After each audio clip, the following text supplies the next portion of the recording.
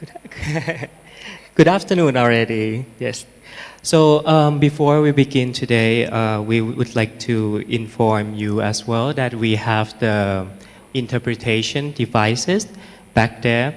If you would like to use, feel free to go there, and you will have to exchange with the ID card, right?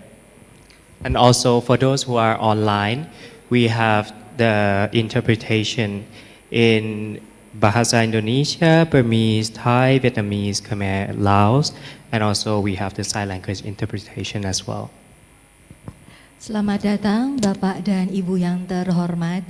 Terima kasih telah hadir dalam kegiatan peluncuran guidelines berjudul The ASEAN Guidelines for Addressing Child and Forced Marriage Within the Context of Trafficking in Persons. Kita akan mulai sebentar lagi. Mohon kiranya Bapak Ibu dapat menempati kursi yang tersedia. Bagi Bapak dan Ibu yang membutuhkan alat penterjemah dalam bahasa Indonesia, kami telah menyediakan alat penterjemah di meja registrasi yang ada di sebelah kanan saya. Terima kasih atas perhatian Bapak dan Ibu. Selamat siang.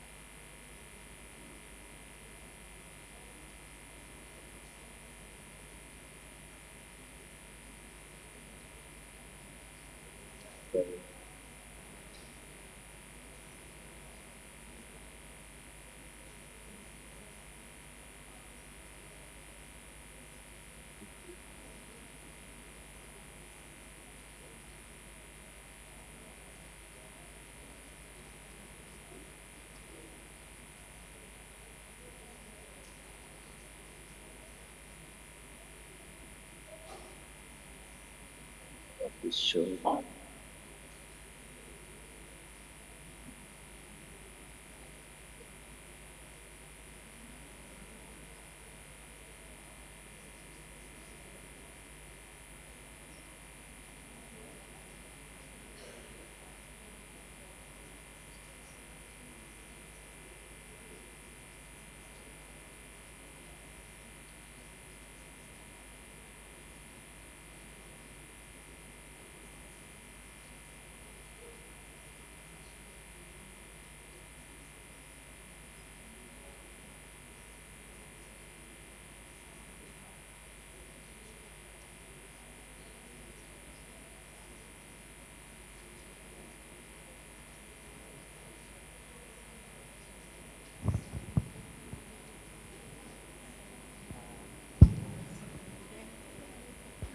Maybe you on the right, because I'm taller, I will block you.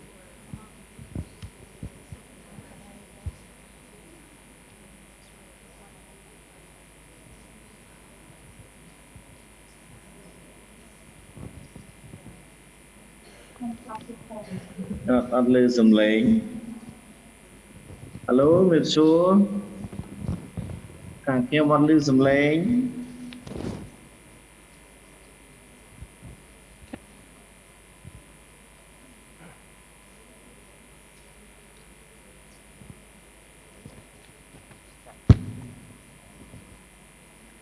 Good afternoon, distinguished guests, esteemed representatives, ladies and gentlemen. Welcome to the official launching of the ASEAN Guidelines for addressing child and forced marriage within the context of trafficking in persons. My name is Sithitat Ruchichok from the ASEAN Australia Counter-Trafficking Program based in Bangkok.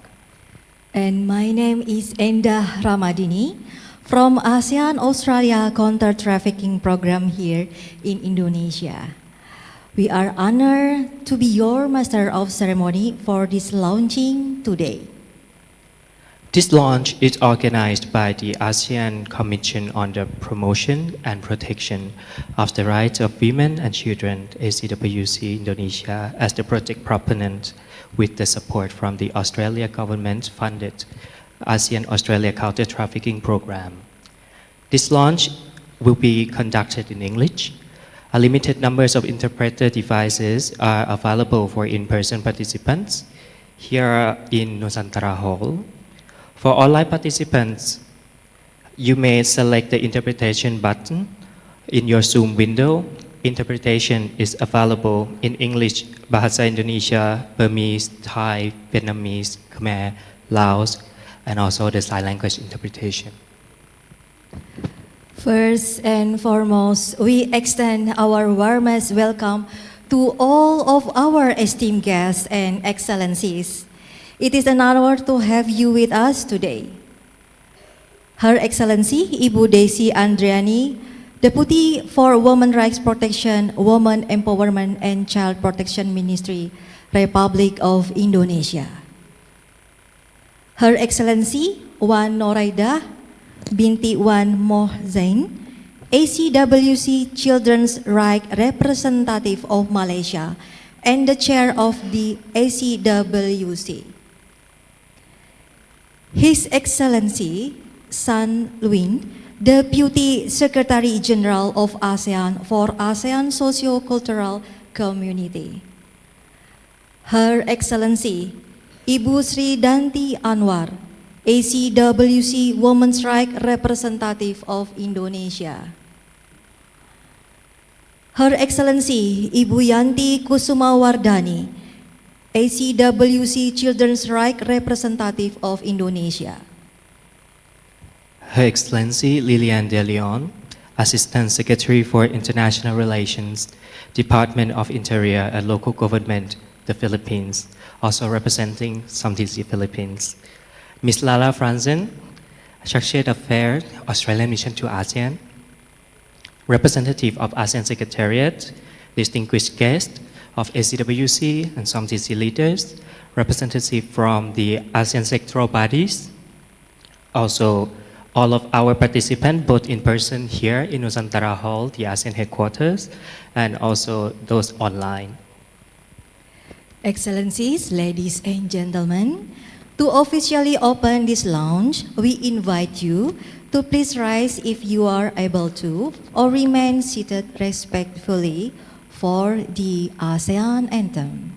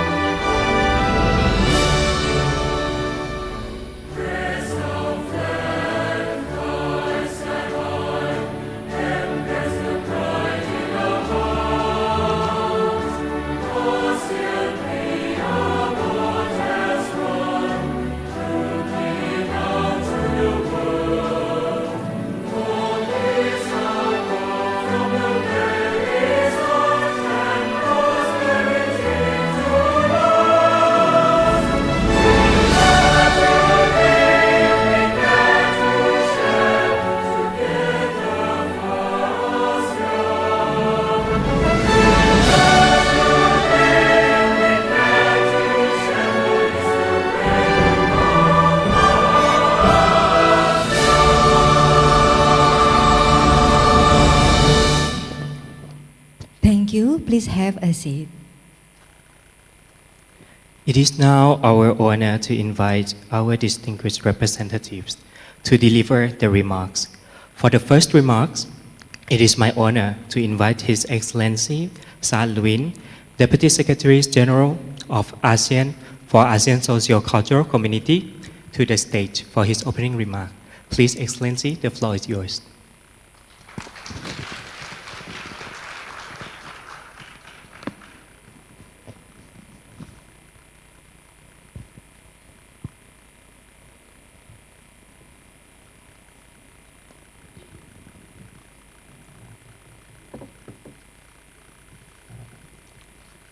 Excellency Wan Nurida Biniwan Mohammed Sain, Chairs of ASEAN Commissions on Promotion and Protections of the Rights of Women and Children, ACWCs, Ms. Lara Franzen, Charge d'Affaires, Australian Mission to ASEAN, Excellencies, representatives from ACWCs and other ASEAN sectoral bodies and ASEAN entities, Excellencies, representatives from ASEAN partners, international organizations representing children and youths and stakeholders, Excellency, ladies and gentlemen, good afternoon.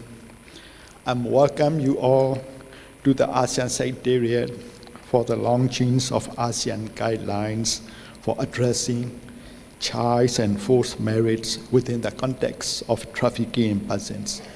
I'm delighted to highlight that the guidelines were noted by ASEAN leaders during the recent 47 ASEAN summits, signifying the highest levels of regional commitments to this cause. I extend my sincere congratulations to ACWCs, especially the strong leaderships of ACWC Indonesia for championing the development of the guidelines. I also thank the Government of Australia for supporting the development of the guidelines through ASEAN-Australia Counter-Trafficking Program, ASEAN ACTIP. These partnerships emphasize the spirit of collaboration necessary to tackle complex regional challenges. Excellencies, ladies and gentlemen, child marriage remains a grave violation of children's rights, impacting millions globally. The East Asia and Pacific regions account for an estimated 95 million girls and women who have experienced marriage in their childhood, positioning the region as the third largest contributor to these global distributions. Insufficient official data on harmful practices in Eastern and Southeastern Asia hinders the tracking of progress. This means that millions of girls are vulnerable and denied of their fundamental rights. Child marriage have far-reaching consequences. It deprives girls of education, health, and economic opportunity, thereby perpetuating cycles of poverty and gender inequalities. Critically, it's also increased the risk of other forms of violence, including intimate partner violence, which impact young women aged 15 to 25. Child marriage not only undermines the well-being and potentials of children, but also impedes social and economic development across communities. Excellencies, ladies and gentlemen, ASEAN is remaining the momentum in implementing the ASEAN regional plans of action on eliminations of violence against children. The region is collectively rolling out pivotal regional instruments that reinforce ASEAN efforts in promoting and protecting the rights of children in ASEAN. These frameworks, which strengthening regional cooperation and collaboration, includes the regional plans of action for the protection of children from all forms of online exploitation and abuse in ASEAN, the regional plans of action on implementing the ASEAN Declaration on the Rights of Children in the context of migrations, and ASEAN Roadmap on the eliminations of the worst forms of child labor by 2025. The ASEAN Convention Against Trafficking in Person, especially women and children, contributes significantly to strengthening preventions, protections, and victim-centered justice responses across the region. Taken collectively, these frameworks provide the political commitments and mandate to harness regional cooperations in addressing intersecting issues affecting children. In this regard, the new ASEAN Guidelines establish the crucial and significant links between ending child and forced marriages with combating trafficking in person. These vital connections enable ASEAN to promote effective cross-sectorial collaboration system and enabling environments. Such collaboration needs to embrace right-based, gender-based, child-sensitive life cycles and integrated approaches to keep children and women safe and empowered. Excellencies, ladies and gentlemen, our work does not end with the launching of the guidelines. The dialogue following the launch will provide an opportunity for meaningful exchanges and discussions on strategies for institutionalizing these guidelines at both national and regional levels. These deliberations will be important in informing the development of future regional framework and initiatives such as ACWC Work Plan 2025 to 2030. I look forward to having more collaborative engagement with everyone as we join hands in realizing our shared aspirations for our children to grow and thrive in a peaceful, inclusive, and equal society, free from the shadows of violence and life uncertainties. So I wish you all a productive discussions in the session ahead. I thank you so much. Thank you so much, Excellency.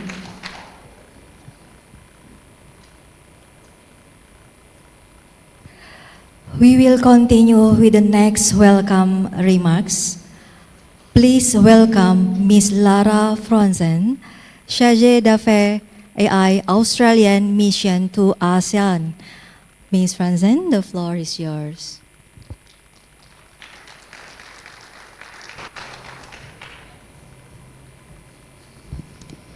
Well, good afternoon to you all. Please allow me to start with a few acknowledgements. Firstly, Her Excellency Daisy Andriani, Deputy for Women's Right Protection, Ministry of Women's Empowerment and Child Protection from the Republic of Indonesia. His Excellency San Luin, DSG of ASEAN. Her Excellency Wan Naraida binti Wan Muhammad Zain, ACWC Children's Rights Representative of Malaysia and Chair of the ACWC. Her Excellency Ibu Danti, ACWC Women's Rights Representative of Indonesia, lovely to see you. Her Excellency Ibu Yanti, Indonesia Rep to ACWC for Children's Rights. Her Excellency Lilian de Leon, SOMTC, Philippines, of course wearing many hats, but today SOMTC, lovely to see you all. I'd also like to welcome distinguished representatives and guests from ASEAN sectoral bodies here today, ASEAN member states, several colleagues from the ASEAN Secretariat, and of course civil society organisations. It's an honour and a privilege for me to join you all today to launch the ASEAN Guidelines on addressing child and forced marriage within the context of trafficking in persons. I'd like to extend a very warm congratulations to ACWC and everyone in this room and online who contributed to the development of this very important policy outcome. Australia is proud to have supported this initiative through the ASEAN Australia Counter-Trafficking Program, known to many of us as ASEAN ACT. It's our flagship counter-trafficking partnership, which has now been running for more than 22 years, which is certainly a signal of a successful program. There's many of the team here today, and I just want to thank the ASEAN ACT team for all the tireless work they do behind the scenes every day. Within our broader counter-trafficking efforts, we of course have a very strong partnership with ACWC, which is built on a shared commitment to keeping women and children's protection central in and across our regional cooperation. The launch of the guidelines is particularly important on this day as we mark the International Day for the Elimination of Violence Against Women. The endorsement of the guidelines by all ASEAN member states and ASEAN leaders, noting it at the recent 47th ASEAN Summit, reflects a strong resolve to act decisively against child and forced marriage as it relates to trafficking in persons. Child and forced marriages are harmful practices. They, of course, can rob girls and women of their education, their health, and their safety. Too often, these marriages mask or facilitate trafficking for sexual exploitation, domestic servitude, and forced childbearing.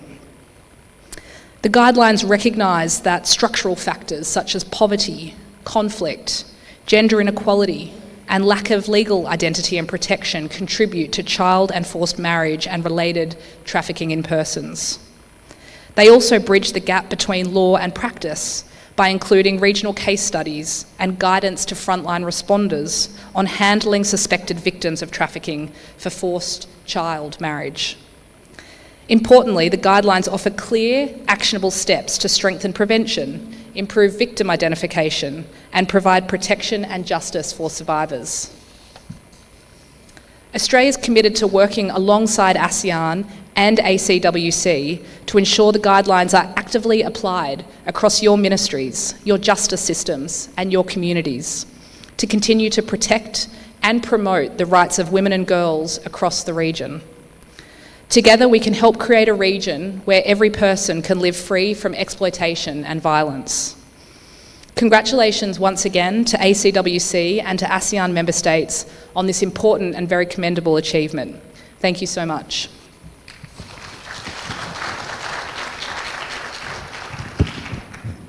Thank you so much, Ms. Lara Franzen.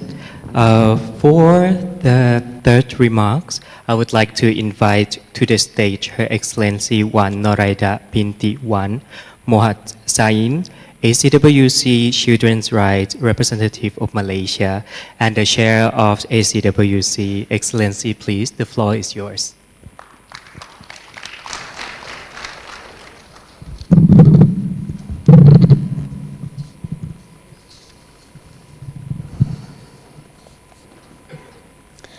Assalamualaikum warahmatullahi wabarakatuh and a very good afternoon. Excellencies, distinguished guests, representative of ASEAN sectoral bodies, colleagues from civil society, development partners and young people, ladies and gentlemen. Please allow me to start by acknowledging Her Excellency Desi Andriani, Deputy Minister, Women's Empowerment and Child Protections, Republic of Indonesia, His Excellency San Luin, Deputy Secretary General of ASEAN for ASEAN Socio-Cultural Community, Her Excellency Lara Frozen from Australian Mission to ASEAN, Her Excellency Sri Danti Anwar, Indonesia's representative to the ACWC for Women's Rights and project lead for the multi-year project between ACWC and ASEAN ACT, Her Excellency Lilian De Leon, ASEAN Senior Official Meetings on Transnational Crime, Philippines, and Her Excellency Yanti Kasuma Wardani, ACWC Children's Rights Representative, Indonesia. Good afternoon. On behalf of the ASEAN Commission on the Promotions and Protections of the Rights of Women and Children, it is my honor and privilege to welcome you to the official launch of the ASEAN Guidelines on addressing child and forced marriage within context of trafficking in persons. At the outset, allow me to acknowledge ACWC Indonesia, led by Her Excellency Madam Danti Anwar, for her exemplary leadership as the project proponent of this important initiative. Under her guidance, and with the steadfast support of ACWC representative across ASEAN, this guideline has come to fruition as a regional milestone, advancing the rights of women and children. Today's launch represents not only a product, but a process, one that reflects the spirit of ASEAN collaboration, inclusivity, and shared commitment. From its inceptions, the ACWC ensured that the development of the guideline was participatory and inclusive, engaging a wide range of experts and stakeholders from across the region. This process brought together representatives from governments, UN agencies, civil society organizations, and survivor leaders whose lived experience shaped the guidelines, content, and direction. Importantly, it also included the meaningful participations of young people supported by UNICEF, whose voices reminded us that protecting children must always start by listening to them.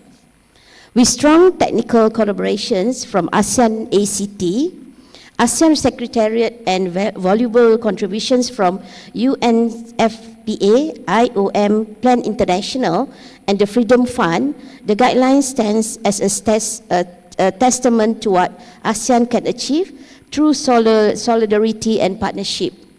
The guidelines provide practical and actionable directions to assist ASEAN member states in preventing, identifying, and responding the cases of child and forced marriage linked to trafficking. They reaffirm ASEAN's zero tolerance stance towards violence against women and children and contribute to our broader commitments under the ASEAN Conventions Against Trafficking in Person and the Sustainable Development Goals, particularly Goals 5.3 to eliminate harmful practices such as child and forced marriage, and Goal SDG 5.2 to end violence against women and girls, including trafficking, as a form of gender-based violence. Excellencies, this milestone is also a reminder that ending these harmful practices requires a whole of a society approach, one that unites governments, civil society, academia, faith-based groups, young networks, and survivors themselves. Only through partnership and empathy can we create the systemic change needed to protect every child and every woman from exploitation and harm. On behalf of the ACWC, I extend my deepest appreciation to all ASEAN member states, partners, and individuals who have contributed to this journey, especially to the Australian government for its enduring support in advancing the rights and protections of women and children across our region. Together, let us ensure that these guidelines are not only launched, but live in our policies, our institutions, and our communities. Thank you, and I wish all of us a meaningful and productive dialogue ahead. Assalamualaikum. Thank you so much, Excellency, for your remarks. So once again, we would like to inform all of you here in this room that we have the interpretation service as well at the back. And also for those who are online, feel free to change the channel to the language that you would like to listen to. The sign language interpretation is already on the screen on the right bottom here. So, but in that.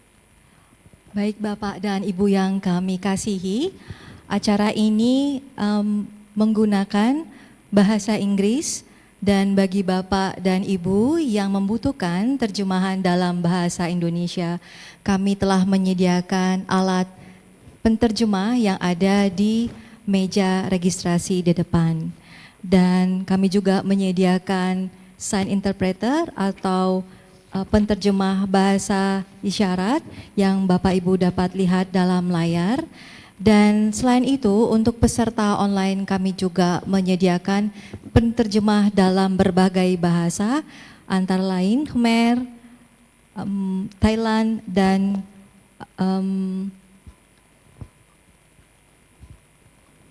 juga bahasa Vietnam. Dalam acara ini nantinya kami juga akan meminta Bapak Ibu untuk memberikan umpan balik pada akhir acara nanti. Terima kasih atas perhatian Bapak dan Ibu semuanya. Thank you so much, Enda. So we would like to move to the next sequence, which is the video, short animated video. And this short animated video will talk about the overview of the child and forced marriage in the context of trafficking. So please, the screen.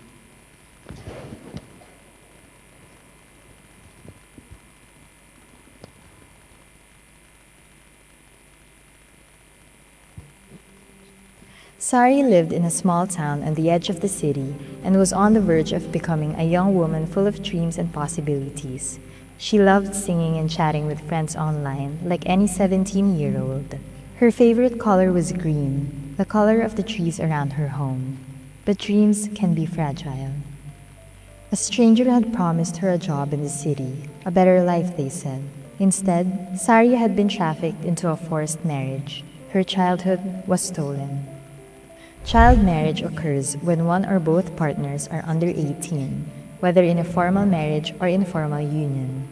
Forced marriage happens when someone is married against their will, without freely giving consent, often through pressure, threats, or deception. Because children cannot give full and informed consent, child marriage is generally considered a form of forced marriage. These practices affect girls and boys, and in many cases women, especially young women, who are coerced or deceived into marriage, both within and across countries. Millions of young women and girls in Southeast Asia marry before 18. Boys are also affected, though less often reported. Rates are higher in rural areas and among ethnic minority communities. These marriages often lead to exploitation, including trafficking. Why does this happen? There's no single reason. Child and forced marriage stem from deep-rooted gender inequality, poverty, and harmful traditions such as dowry practices and bride price. Families may see marriage as a way to secure their children's future, protect family honor, or ease financial burdens. In some cases, traffickers exploit these vulnerabilities, deceiving families with false promises of jobs, education, or a better life. Migration pressures, lack of access to education, and weak protection systems increase the risks. Some children are groomed online. Others, especially those with disabilities, are targeted because they are isolated and less able to seek help. Child marriage and forced marriage cut short education and limits opportunities. They often lead to poor labor outcomes, poor health, unwanted pregnancies, and increased exposure to violence and exploitation. including forced labor and sexual abuse. Survivors, whether girls, boys, or young women, often face trauma that lasts a lifetime. Child and forced marriage are closely linked to trafficking. Marriage can be both a form of exploitation and a pathway to other forms of exploitation, including forced labor, sexual exploitation, and domestic servitude. International law recognizes child and forced marriage as a serious human rights violation. They deny individuals the freedom to choose a spouse and to marry with full and free consent, rights guaranteed under the Universal Declaration of Human Rights. These practices are also recognized as forms of gender-based violence. Global conventions like CEDAW and the CRC call for their complete elimination as they undermine human dignity and equality. Sari's story doesn't have to be repeated. Teachers, parents, health workers, justice actors, and community leaders hold a piece of the solution. By raising awareness, strengthening prevention, and ensuring laws are clear and consistent across borders, we can break the cycle. Keeping children in school, challenging harmful traditions, and knowing the signs of trafficking are keys to opening doors that were once closed. Together, we can build bridges of protection for girls, boys, and women, especially young women, to step into a future free from exploitation. Thank you so much, ladies and gentlemen, for your attention to the video. We will now hear a keynote address from the Government of Indonesia. It is our honor to welcome Her Excellency, Ibu Inspector General of Police Retired Desi Andriani, Deputy of Women's Rights Protections, Ministry of Women Empowerment and Child Protection, Republic of Indonesia, to deliver her keynote speech.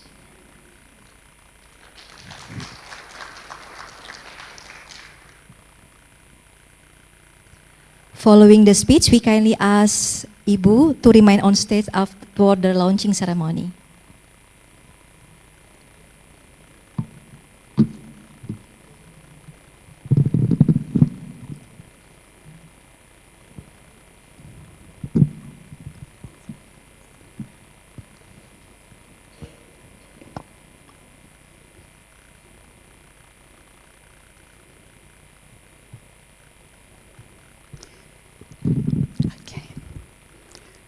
Bismillahirrahmanirrahim. Assalamualaikum warahmatullahi wabarakatuh. Sorry, I had to deliver the keynote speech of the minister in Bahasa. Then I'm so sorry that a bit late for my arrival. That I'm so sorry for that. That the traffic jam is very. I'm sorry. Okay, then. I'll read in Bahasa, right? Menteri Pemberdayaan Perempuan dan Perlindungan Anak Republik Indonesia yang disampaikan pada kegiatan peluncuran resmi pedoman ASEAN, and for sure any translation. Sorry. Sorry. Sis, I just been informed this morning. Don't worry, Ibu, you just speak Bahasa. Yeah, alright. Okay. Pada kegiatan peluncuran resmi pedoman ASEAN tentang penanggulangan perkawinan anak dan perkawinan paksa dalam konteks perdagangan orang. Today, Jakarta, 25 November 2025. Yang saya hormati ACWC Indonesia Representative, Her Excellency Bu Danti Anwar, and Her Excellency Ibu Yanti Kusumawardani, and distinguished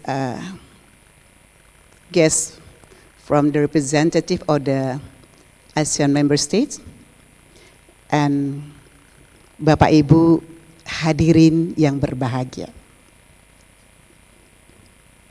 Puji syukur kehadirat Tuhan Yang Maha Esa, karena atas berkat rahmat dan karunia-Nya, kita dapat hadir di sini dalam kegiatan peluncuran resmi pedoman ASEAN tentang penanggulangan perkawinan anak dan perkawinan paksa dalam konteks perdagangan orang.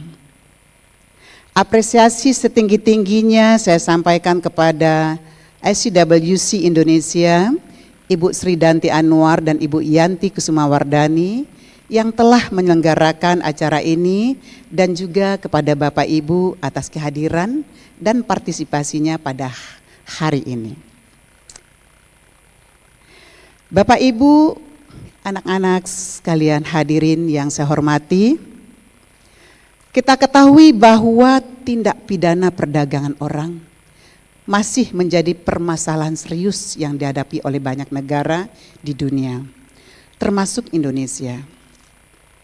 Jenis kejahatan ini masuk dalam kategori transnational crimes, kejahatan lintas batas negara, yang membawa banyak kerugian pada korban, khususnya menyangkut pelanggaran terhadap hak asasi manusia. Korban TPPO tidak mengenal laki-laki dan perempuan, baik dewasa maupun anak-anak, semua bisa menjadi korban. Meskipun demikian, yang lebih rentan menjadi korban adalah kaum perempuan dan anak-anak. Oleh karena itu, berbagai upaya perlu dilakukan secara serius guna memerangi perdagangan orang. Berdasarkan data dari Simponi PPA, Sistem Informasi Online Perlindungan Perempuan dan Anak, tahun 2021 sampai tahun 2024, jumlah korban TPPO perempuan dewasa sebanyak 1.002 orang dan laki-laki dewasa sebanyak 37 orang, sementara itu jumlah korban anak perempuan sebanyak 920 orang dan jumlah korban anak laki-laki sebanyak 129 orang. Dari data tersebut, perempuan dan anak masih menjadi kelompok yang sangat rentan untuk menjadi target utama para pelaku. Tidak dapat dipungkiri, perkembangan dan kemajuan teknologi informasi merupakan salah satu penyebab semakin marak dan meningkatnya kasus perdagangan orang. Bentuk modus operandi kejahatan TPPO yang sering meningkat korban adalah jeratan hutang, pengantin pesanan, perdagangan, hingga pendapatan instan melalui online scamming. Online scamming adalah kasus yang paling menarik perhatian beberapa tahun ini karena melibatkan para negara Indonesia untuk bekerja sebagai operator judi online di berbagai daerah di kawasan Asia Tenggara, khususnya Kamboja dan Myanmar. Selain itu, TPPO dengan tujuan eksploitasi pekerja migran dan eksploitasi seksual juga semakin marak. Salah satu modus TPPO yang paling dekat dengan kehidupan perempuan dan anak adalah praktik perkawinan anak dan perkawinan paksa, child marriage and forced marriage. Perkawinan anak dan perkawinan paksa merupakan praktek berbahaya dan pelanggaran hak asasi manusia yang menjadi perhatian serius di kawasan ASEAN. Kedua isu ini saling terkait erat dan seringkali melibatkan unsur paksaan baik secara langsung maupun tidak langsung. Karena anak belum memiliki kapasitas hukum untuk memberikan persetujuan penuh. Tren perkawinan anak dan perkawinan paksa masih menjadi tantangan signifikan di berbagai negara ASEAN. Beberapa negara di kawasan ini termasuk Indonesia masuk dalam peringkat tinggi secara global untuk prevalensi perkawinan anak. ASEAN melalui badan-badan seperti Komisi ASEAN untuk Promosi dan Perlindungan Perempuan dan Anak, ACWC, telah meningkatkan kerjasama regional dan multisektoral untuk mengatasi masalah ini. Indonesia sendiri juga telah memiliki berbagai langkah untuk upaya pencegahan perkawinan anak, seperti revisi Undang-Undang Perkawinan menjadi Undang-Undang Nomor 16 Tahun 2019 yang menetapkan batas usia minimal perkawinan menjadi 19 tahun. Strategi Nasional Pencegahan Perkawinan Anak Stranas PPPA yang sejak tahun 2020 menjadi panduan nasional untuk menurunkan angka perkawinan anak melalui 5 pilar utama. Penguatan kapasitas anak, lingkungan yang mendukung, akses layanan, regulasi dan kelembagaan, serta koordinasi antar pemangku kepentingan, serta layanan puspaga yang membantu keluarga membangun pengasuhan positif, serta mencegah praktik berisiko seperti perkawinan anak. Peningkatan literasi mengenai risiko TPPO melalui praktik perkawinan menjadi langkah awal agar tidak terseret dalam jebakan eksploitasi. Penting untuk menerapkan prinsip perlindungan sejak dini, yaitu memastikan setiap perkawinan dilakukan dengan batas usia yang sesuai dengan ketentuan perundang-undangan, melibatkan persetujuan penuh tanpa paksaan, dan terdaftar secara resmi. Dengan pemahaman ini, masyarakat dapat mencegah praktik perkawinan anak dan perkawinan paksa, sekaligus melindungi perempuan dan anak dari risiko perdagangan orang yang terselubung dalam bentuk relasi pernikahan. Dalam rangka meningkatkan koordinasi dan kerjasama pemberantasan tindak pidana perdagangan orang, diterbitkan Peraturan Presiden Nomor 49 Tahun 2023 tentang gugus tugas pencegahan dan penanganan TPPO, di mana Ketua 1 adalah Menko Polkam, Ketua 2 adalah Menko PMK, dan Ketua Harian adalah Kapolri. Pada keanggotaan gugus tugas ini, Kementerian Pemberdayaan Perempuan dan Perlindungan Anak berperan sebagai koordinator dalam sub gugus tugas pencegahan TPPO. Memastikan bahwa upaya pencegahan TPPO berjalan terpadu melalui peningkatan sinergi lintas sektor. Dan saat ini sedang disusun juga rancangan peraturan presiden tentang rencana aksi nasional GTPP TPPO tahun 2025-2029 guna menjamin sinergitas dan kesinambungan. Bapak dan Ibu yang saya hormati, pada peluncuran resmi pedoman ASEAN tentang penanggulangan perkawinan anak dan perkawinan paksa dalam konteks perdagangan orang hari ini, tentunya merupakan terobosan penting bagi kita semua. Pedoman ini membantu kita melihat bahwa praktik-praktik tersebut bukan hanya persoalan tradisi atau tekanan sosial, tetapi bentuk eksploitasi yang dapat menghilangkan masa depan perempuan dan anak. Dengan adanya pedoman yang terstruktur dan disepakati secara regional, negara-negara anggota ASEAN kini memiliki arah yang sama untuk memperkuat pencegahan, memastikan mekanisme perlindungan yang lebih responsif, dan memberikan dukungan yang benar-benar berpihak pada korban. Namun upaya ini tidak mungkin berhasil jika hanya dilakukan pemerintah. Pelibatan dan kolaborasi dengan masyarakat menjadi kekuatan dalam memberantas kejahatan ini. Kepedulian dan kepekaan masyarakat merupakan satu poin penting dalam mendeteksi awal kasus TPPO. Masyarakat bukan hanya menjadi elemen dalam mengidentifikasi kasus-kasus perdagangan orang, tetapi juga merupakan garda terdepan dalam pencegahan sampai di akar rumput. Karena itu, saya mengajak kita semua untuk terus meningkatkan kepedulian dan komitmen bersama. Saya mengajak Bapak Ibu sekalian untuk berani dan jangan ragu dalam mengungkapkan dan melaporkan kasus yang dialami secara pribadi maupun orang per orang di sekitarnya. Silakan laporkan pada hotline Sapa 129 atau WhatsApp 08 111 129 129. Layanan aduan tersebut merupakan wujud kehadiran negara dalam menangani kasus kekerasan terhadap perempuan dan anak termasuk TPPO. Akhir kata, saya berharap pedoman ASEAN ini dapat menjadi suatu langkah baik dalam memperkuat pencegahan TPPO. khususnya yang berkedok perkawinan anak dan perkawinan paksa. Mari kita bersama melawan TPPO dan menciptakan ruang aman bagi seluruh rakyat Indonesia maupun kawasan. Bersama kita mewujudkan Indonesia yang bebas dari perdagangan orang. Perempuan berdaya, anak terlindungi menuju Indonesia Emas 2045. Terima kasih. Wassalamualaikum warahmatullahi wabarakatuh. Shalom, Om Santi, Santi, Santi Om, Namo Buddhaya. Menteri Pemberdayaan Perempuan dan Perlindungan Anak Republik Indonesia, Arifah Fauzi. Thank you. Terima kasih Ibu Desi.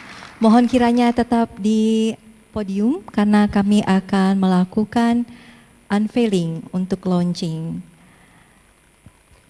Ladies and gentlemen, Excellency, distinguished guests, we have now come to the special moment in today's launch, the official unveiling of the ASEAN Guidelines on addressing child and forced marriage within the context of trafficking in persons.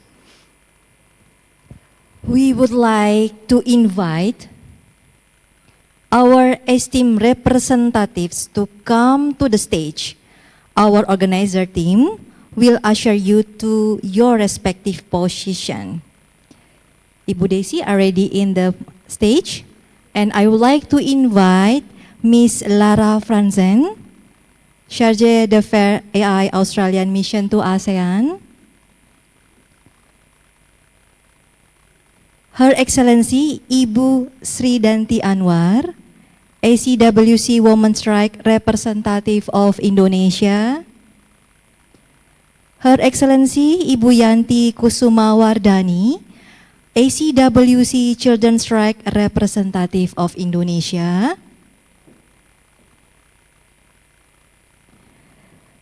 Miss Wan Nuraidah binti Wan Mohzain, ACWC Malaysia. And Director Rodora Turalde Babaran, Director Human Development.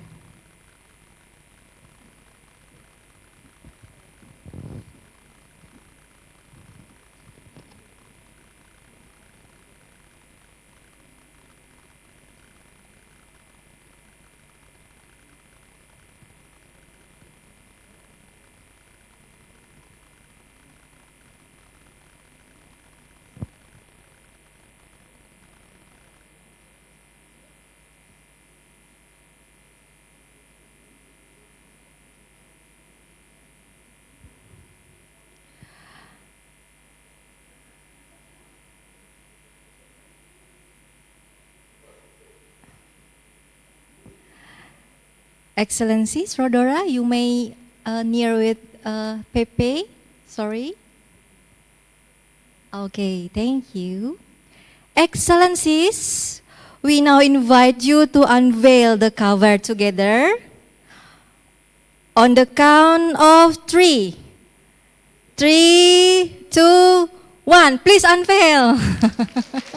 A round of applause, ladies and gentlemen. Please have the photos first. Okay. Thank you, Excellency. We will now proceed with a photo session with the unveiled poster.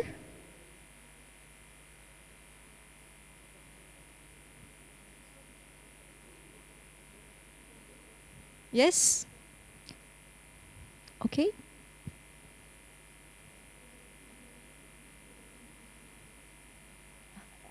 Ibu Danti, boleh pindah ke tengah, Ibu? Ya. Ibu Danti di tengah, maaf. Posisinya di sebelah Ibu Desi? Iya. Baik, silakan diambil lagi fotonya.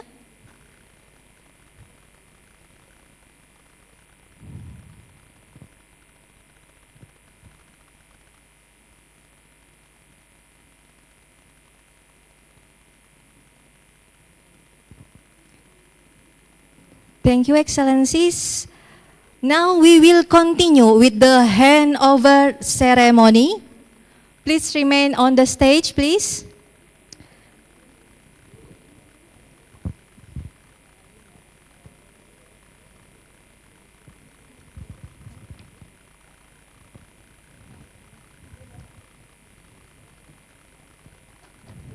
For the first handover, Her Excellency Ibu Danti and Ibu Yanti, representing ACWC and Project Lead, will present an official copy of the guidelines to Ibu Desi Andriani, Deputy of Women's Ministry of Right Protection, Women Empowerment and Child Protection, Republic of Indonesia, as a symbol of commitment to the national implementation of the guideline. Yeah. Take a photos first. Yeah. With the guideline. Okay? Sudah? Thank you, Ibu Desi, Ibu Danti, dan Ibu Yanti. The second handover. I would like to invite Ms. Lara Franzen to hand over the guidelines to Her Excellency Wan Noraidah, ACWC Children Rights Representative of Malaysia and the Chair of the ACWC, as a symbol of collaboration of Australian government with the ASEAN member states to implement the guidelines.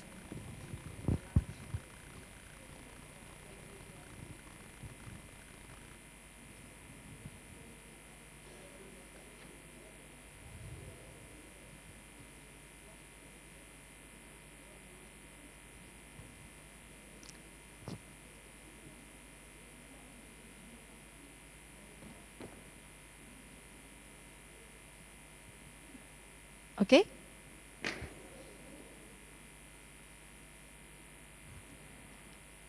And the third handover, I would like to invite Her Excellency Ibu Yanti Kusuma Wardani, Indonesia ACWC Representative of Children's Rights, who will hand over a copy of the guidelines to the representative from civil society organization.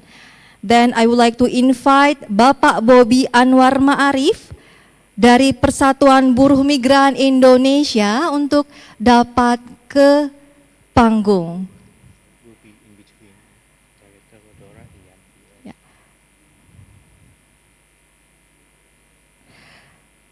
I would like to invite also Miss Melissa Anastasia from Rumah Faye.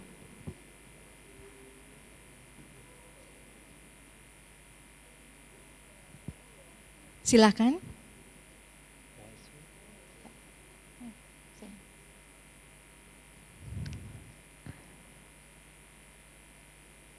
Terima kasih. Silakan tetap diambil fotonya sudah.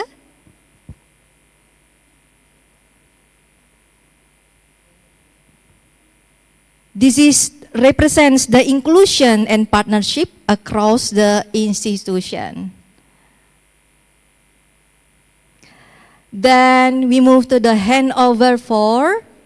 I would like to invite Her Excellency Ibu Sri Danti Anwar, Indonesia ACWC Representative of Women's Rights, who will hand over a copy of guideline to our representative from Survivor, Aisyah Putri, and Sinta Via Cahyanti from Yayasan Sakura Indonesia. Sinta Via Cahyanti dari Yayasan Sakura Indonesia, mohon kiranya dapat menuju panggung.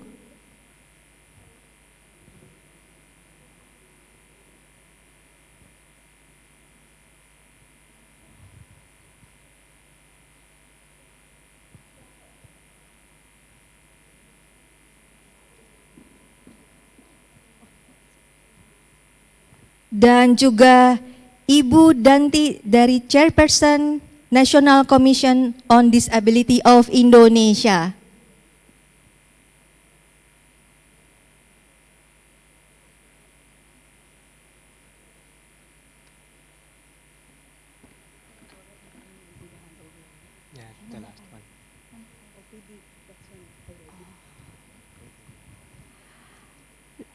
And I would like to invite Director Rodora to hand over the copy of guidelines to the representative of National Disability Commission, Director Rodora, to Ibu Danti.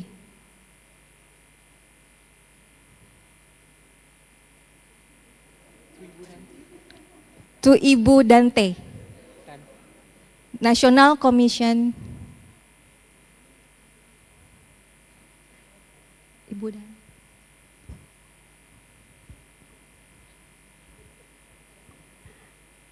And the next from Director Rodora to Ibu Dante, Chairperson National Commission on Disability of Indonesia. Oh, okay. Yeah. And then I would like to call Ibu Ai Rahmayanti, National Commission of Children Protection.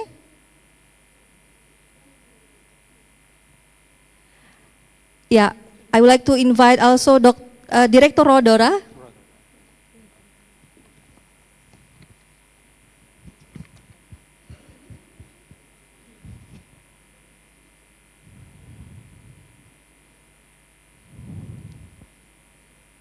This represents the inclusion and reaffirms that all the voices are being heard.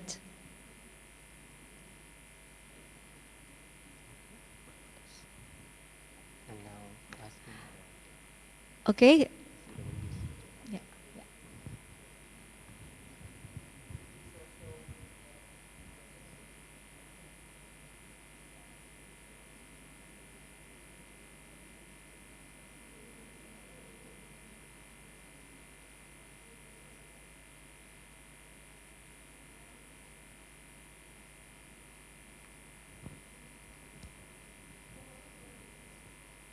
Then I would like to invite ACWC representatives to the stage for the group photo session. Please come to the stage. Ms. Nur Judi Abdullah from Brunei, Dr. Omar Haj Khalid from Brunei, Teng Shar Farid from Cambodia, Nalin Chair from Cambodia, Sivilai Pomisuk from Laos, Nurul Huda binti Abdul Manaf from Malaysia, Miss Teresa Maria da Costa Freitas from Timor-Leste, Miss Idina de Fatima Araujo from Timor-Leste for the group photo session.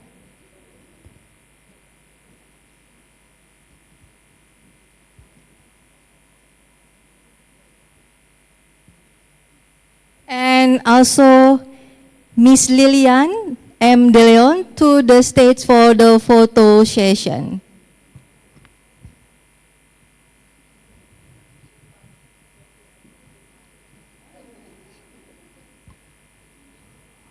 Okay.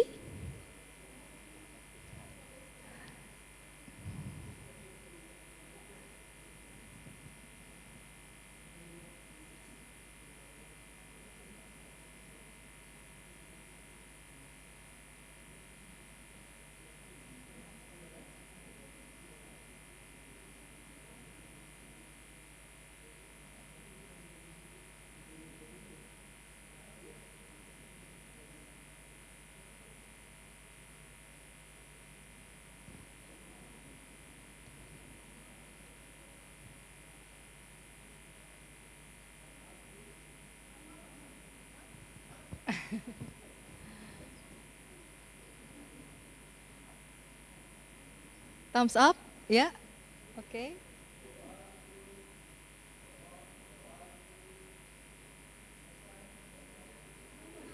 Mini love, mini love.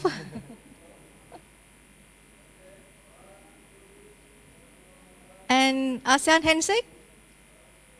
ASEAN handshake?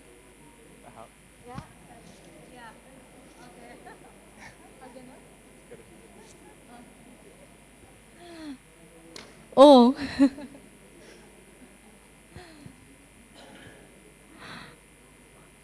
That's a great collaboration, yeah.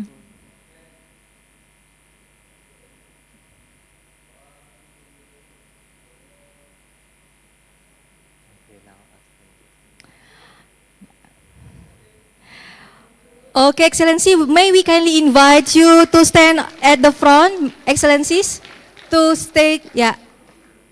To stand on the front, we also invite all participants here in Nusantara Hall to stand up and join our VIPs for the group photo. If you consent to being photographed, our organizing team will assist you in guiding you. while our photography team captures the moment from the stage. To our online participants, please turn on your camera if you consent to being photographed. Our team will take screenshots so you can be part of the photo as well. Once again, to our online participants, please turn on your cameras if you consent to being photographed. Our team will take screenshots so you can be part of the photos as well. And those who have the book, please bring your book as well so that we can like raise it up and then we will get a nice picture with the book.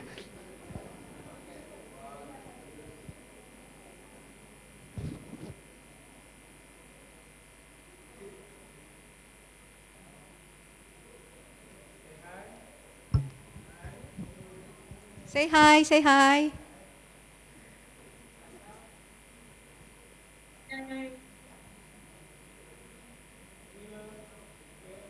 Mini love.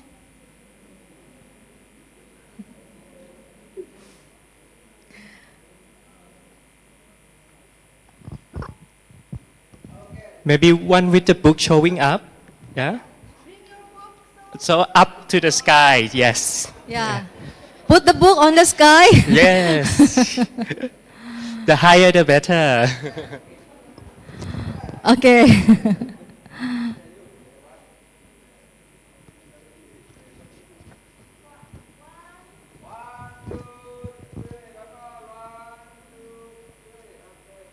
Wow, we have captured so many nice smiles. Thank you so much. Thank you Thank so you much. so much, ladies and gentlemen. Thank you so much.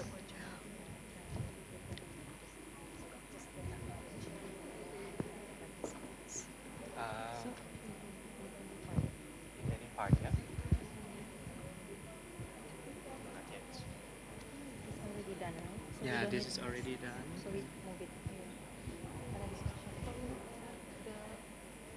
The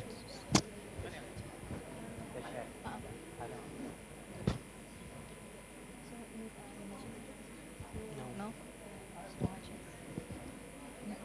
You can.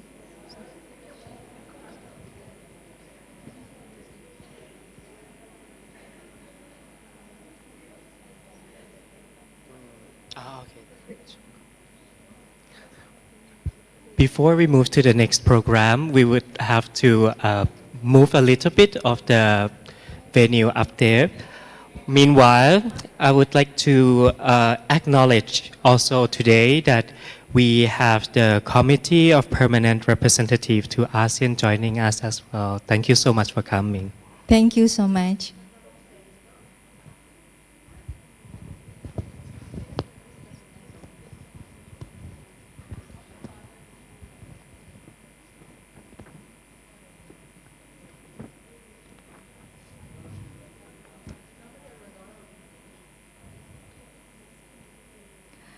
Saya ingin mengingatkan kembali bagi peserta yang membutuhkan terjemahan dalam bahasa Inggris, Anda dapat memperolehnya pada meja registrasi yang ada di sebelah kanan saya. Bagi yang ingin memperoleh alat penterjemah dalam bahasa Indonesia atau sebaliknya dari bahasa Indonesia ke bahasa Inggris, Anda dapat memperolehnya di meja registrasi yang ada di sebelah kanan saya.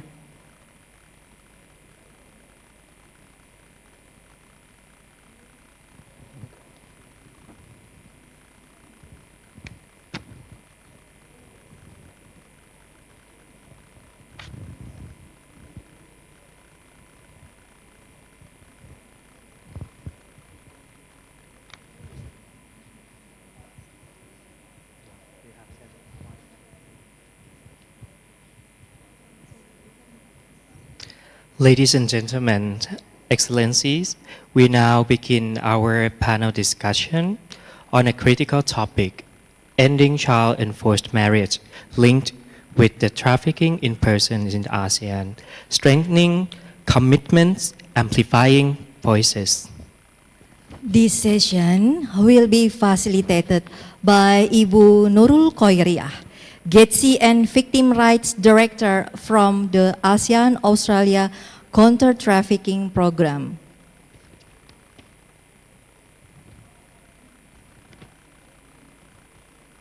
And ladies and gentlemen, due to the time limitation, we might be able to accommodate up to 3 questions from the floor and 1 from online participants. We kindly invite those on site to use the standing microphones that we have provided in the middle of the room on both sides here. And for those who are online, joining us online, you may kindly submit the questions via the chat box, and our organizing team will do their best to check the question and pass the question to the panel. And we have to apologize in advance if not all the questions cannot be addressed. And now I hand over the floor to Ibu Nurul, please. Thank you, Master Ceremony Pepe and Indah. Thank you. Right, while they're setting up, I will probably to save the time. First of all, Excellencies, ladies and gentlemen, good afternoon. We will now move to the heart of today's event on panel discussion, discussing ending child marriage, forced marriage in the context of trafficking, strengthening our commitments, and also amplifying the voices of the vulnerable groups. So in this panel discussion, we have 7 speakers who will be sitting with me here, 6 persons and 1 online. So these are the distinguished experts from various different backgrounds. They will share insight and perspective, and basically to spark our discussion and dialogue after the panel presentation. So in this regard, we will have Ibu Yanti Kusuma Wardani. So I will invite one by one. First from Ibu Yanti Kusuma Wardani on the stage. Ibu Yanti is the ACWC representative to children rights for Indonesia. She was appointed as Indonesia representative on children rights to ASEAN in 2021. She was also leading or as a chair of the ACWC in 2023. So she has been decades working on child rights, child protection, disability inclusion, and so on. The second speaker will be Madame Lilian De Leon. She is the Assistant Secretary for International Relations at the Philippine Department of the Interior and Local Government, the ILG. She is a long-time advocate of good governance. She has held key leadership roles in both local and national government, including serving as the longest tenure executive director of the League of Municipalities of the Philippines. She is also known as the woman of many firsts. She has shaped major national policies, pioneered digital innovations for LGU, and represented the Philippines in a prominent regional and global platform, including in the United Nations UNCLG. She is also representing the ILG in the UNFCCC. She is here also on behalf of the SOMTC Philippines, which is the voluntary lead shepherd for trafficking in person. So the third speaker is Madam Che Nalin. She is the Undersecretary of State overseeing international cooperation at the Ministry of Women Affairs. Okay, Madam Che Nalin. She has been very dedicated in working in advancing women's rights and gender equality in Cambodia. Okay, she is also the representative of ACWC for women's rights for Cambodia. The next speaker is Madam Nurul Huda binti Abdul Manaf. She is also the representative of women's rights, children's rights for Malaysia to ACWC. And she is the public sector professional with extensive experience in policy formulation, administration, and leadership within Malaysia's public sector. So I wish that we have Miss Aisa Putri Safriani here in the room. So she will be speaking in this session to provide perspective from youth leaders. So she is one of the UNICEF Young People Action Team that will be speaking in this session. Miss Aisa, please. We have also 2 very important civil society representatives and also the expert of child and forced marriage in the region. The first one is Ms. Nini Aung. She is currently working as independent consultant for Freedom Fund from 2020 to May 2021. She also has decades of experience working on counter-trafficking, actually 2 decades, and also with Bali process. So Ms. Nini Aung able to join us in person. Last but not least, we also have one presenter will be online. Maybe we can screen her if she is already there. Ms. Jolie Norhak, she is the Regional Head of Program and Influencing Plan International Asia and Pacific. She is, developing and, professional with over 15 years of experience in gender transformative program, focusing on protection, gender equality, and inclusion, including in sexual reproduction health, rights for fundraising, institutional building of youth, and lead group and humanitarian actions. And she will be accompanied by her colleagues, which is will also be joining online because she will not be able to fully attend the full session. So Ms. Kusalin Yui Wong Nam Kop, she is currently holding the position as Regional Gender and Inclusion Advisor of Plan International Asia. She will be also joining online. And another one, so we have Madam Elizabeth Pangalangan. She is the Children Rights Representative for Philippines to ACWC. So she will also be joining online. So now we have actually 7 speakers all together. All right, so let me sit down now. Okay. So I hope you all sitting comfortably now. Okay. First of all, thank you so much for making the time to this discussion and be a panelist. I know that some of you has to travel a long way to Jakarta, especially Madam Lilian, who just arriving very early this morning. She must be still very exhausted. But however, once again, thank you so much, and we are truly honored to have all of you to be in the panelists in this very important discussion. So, all right, in this regard, ladies and gentlemen, before I'm starting off calling the speaker to speak one by one, I would like to, for us all to begin with a short animated 3 minutes video, where in this video, we will be actually discussing about what do we mean by child marriage, forced marriage, and what is the intersection of child marriage and forced marriage, and how this child marriage and forced marriage both actually link to human trafficking. We thought these are very important foundational kind of knowledge to have, like, for all of us to have share or common kind of understanding in discussing this point in this session. So I would like to please invite the Secretariat to play the animated 3 minutes video first.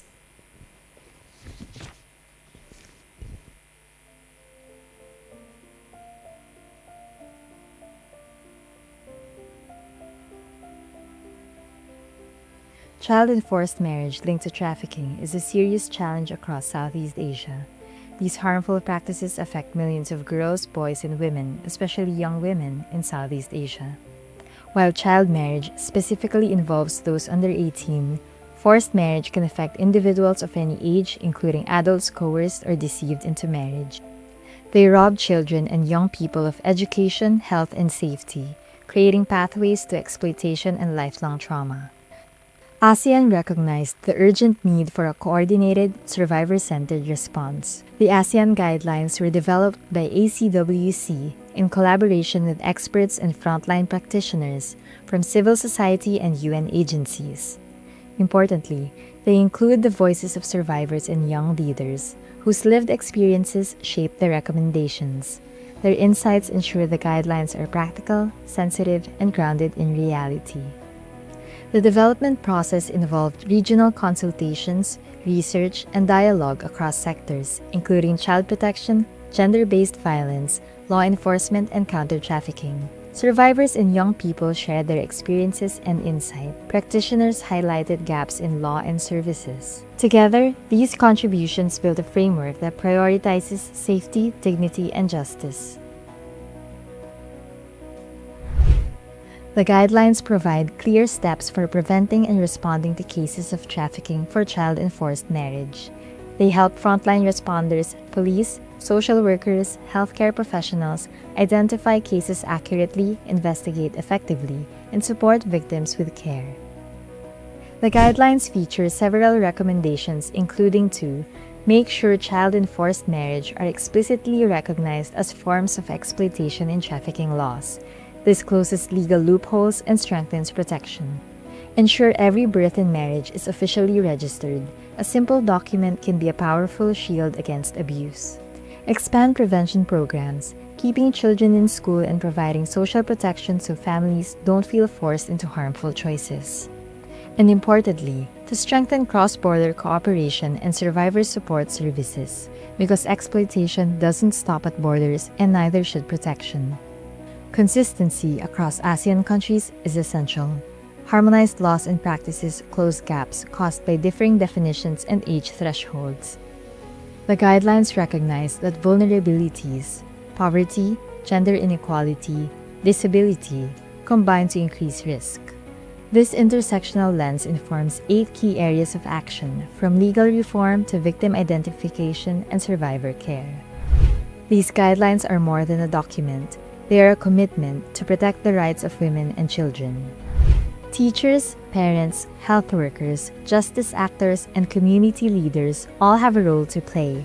Together, we can end child and forced marriage linked to trafficking and ensure every victim survivor receives protection, justice, and support.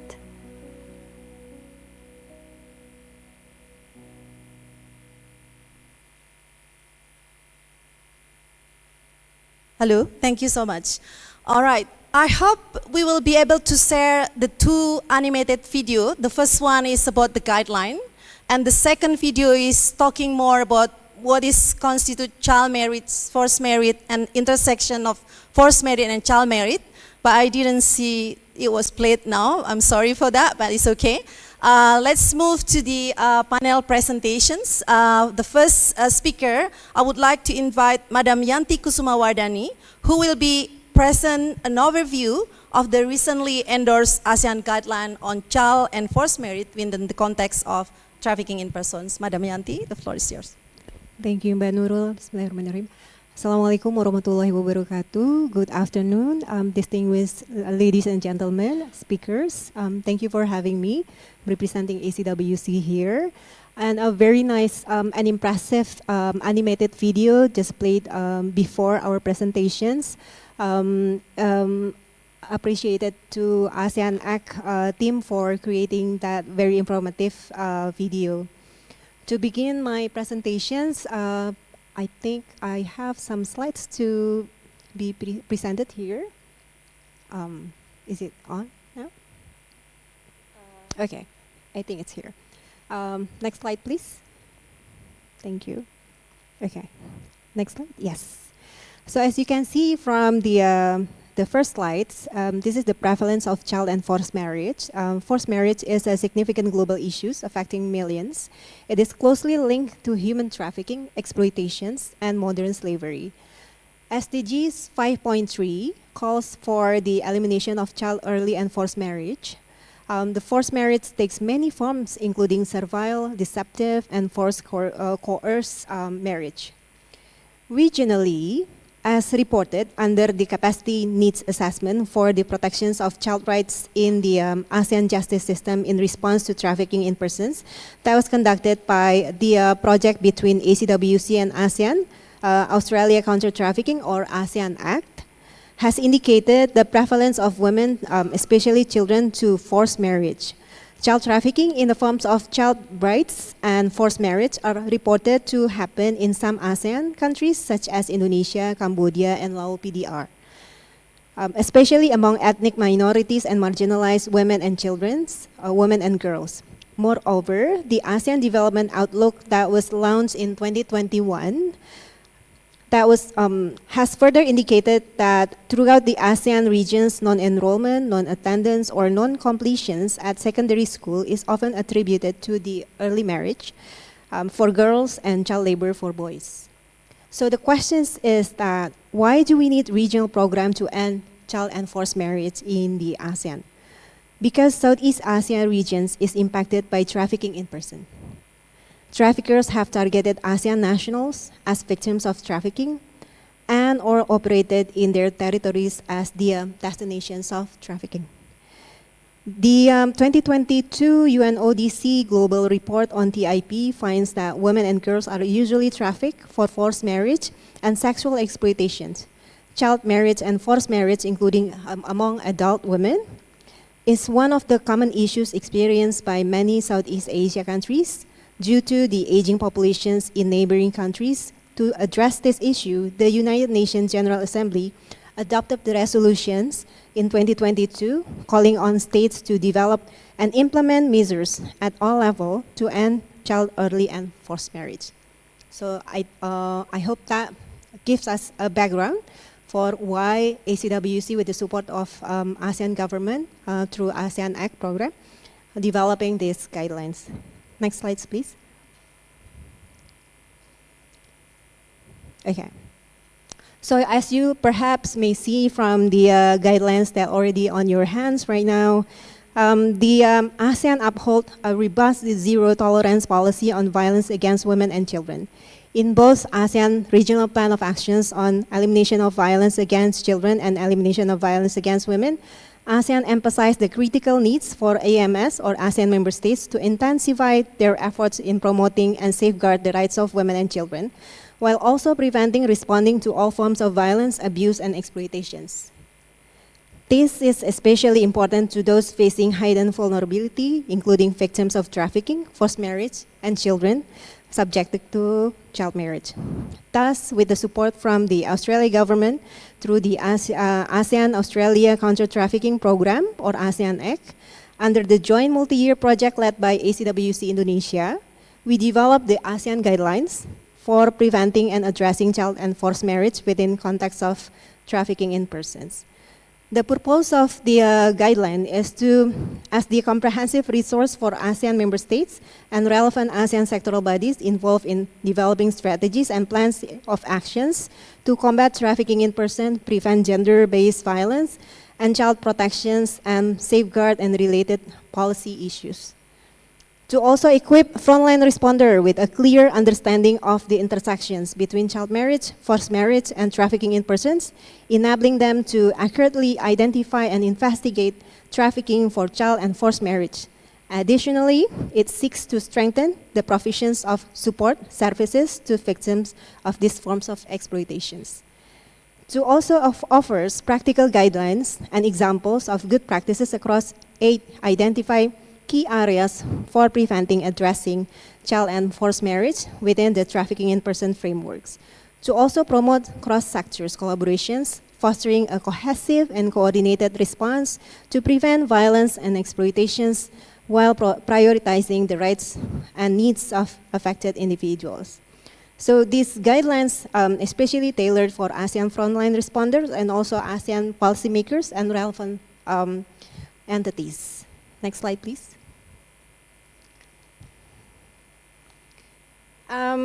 As you may see from the guidelines, the guideline provides the very clear definitions of who is child, what is child marriage, and what is forced marriage. And also, we can see from the video, animated video that just recently played. And also, this guidelines highlights that child and forced marriage are widespread human rights violations, disproportionately affecting girls and violating their fundamental rights.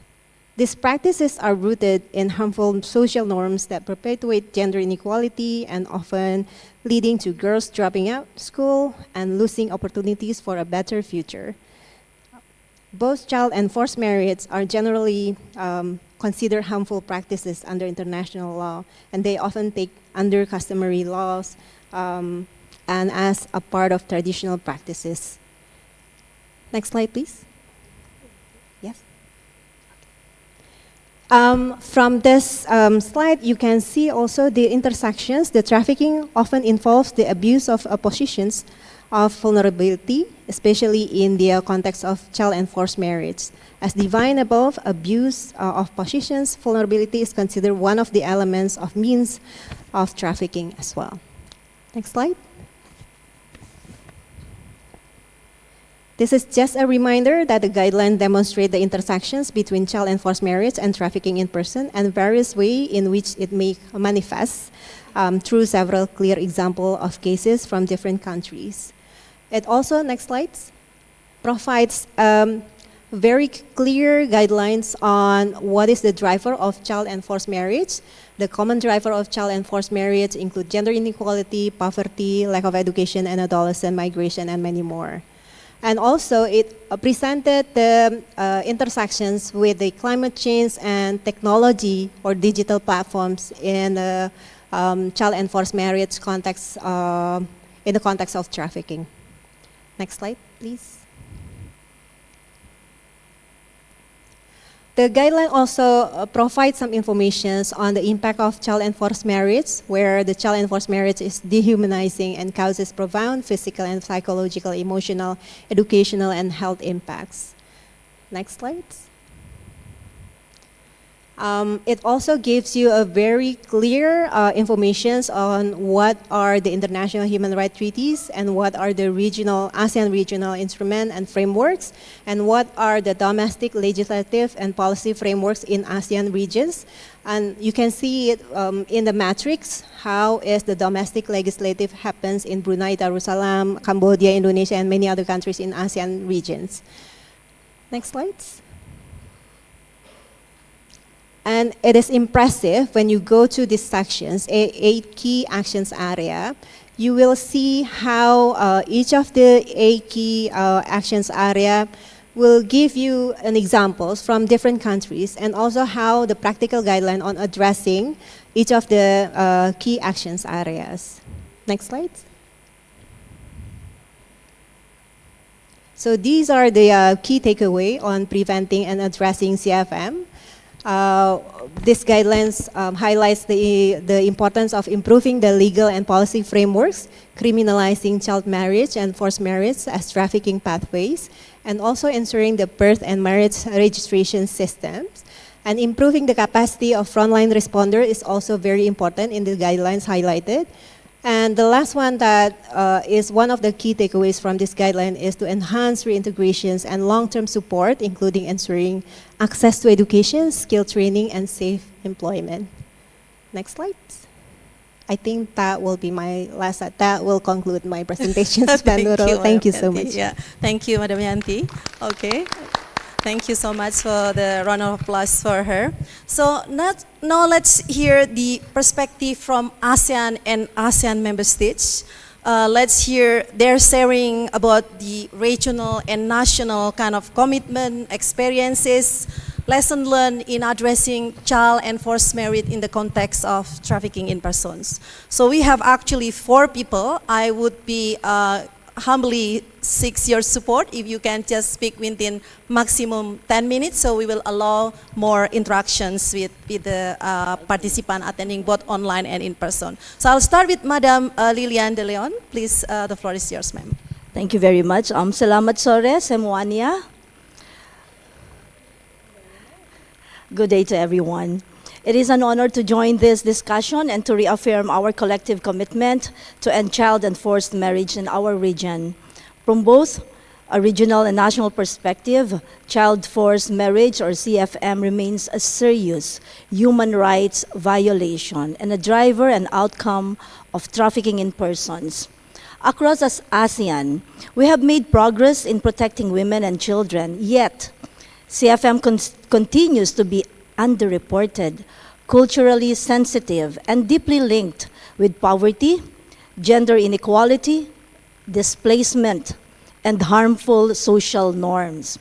This is why the ASEAN Guidelines for addressing child and forced marriage is very essential.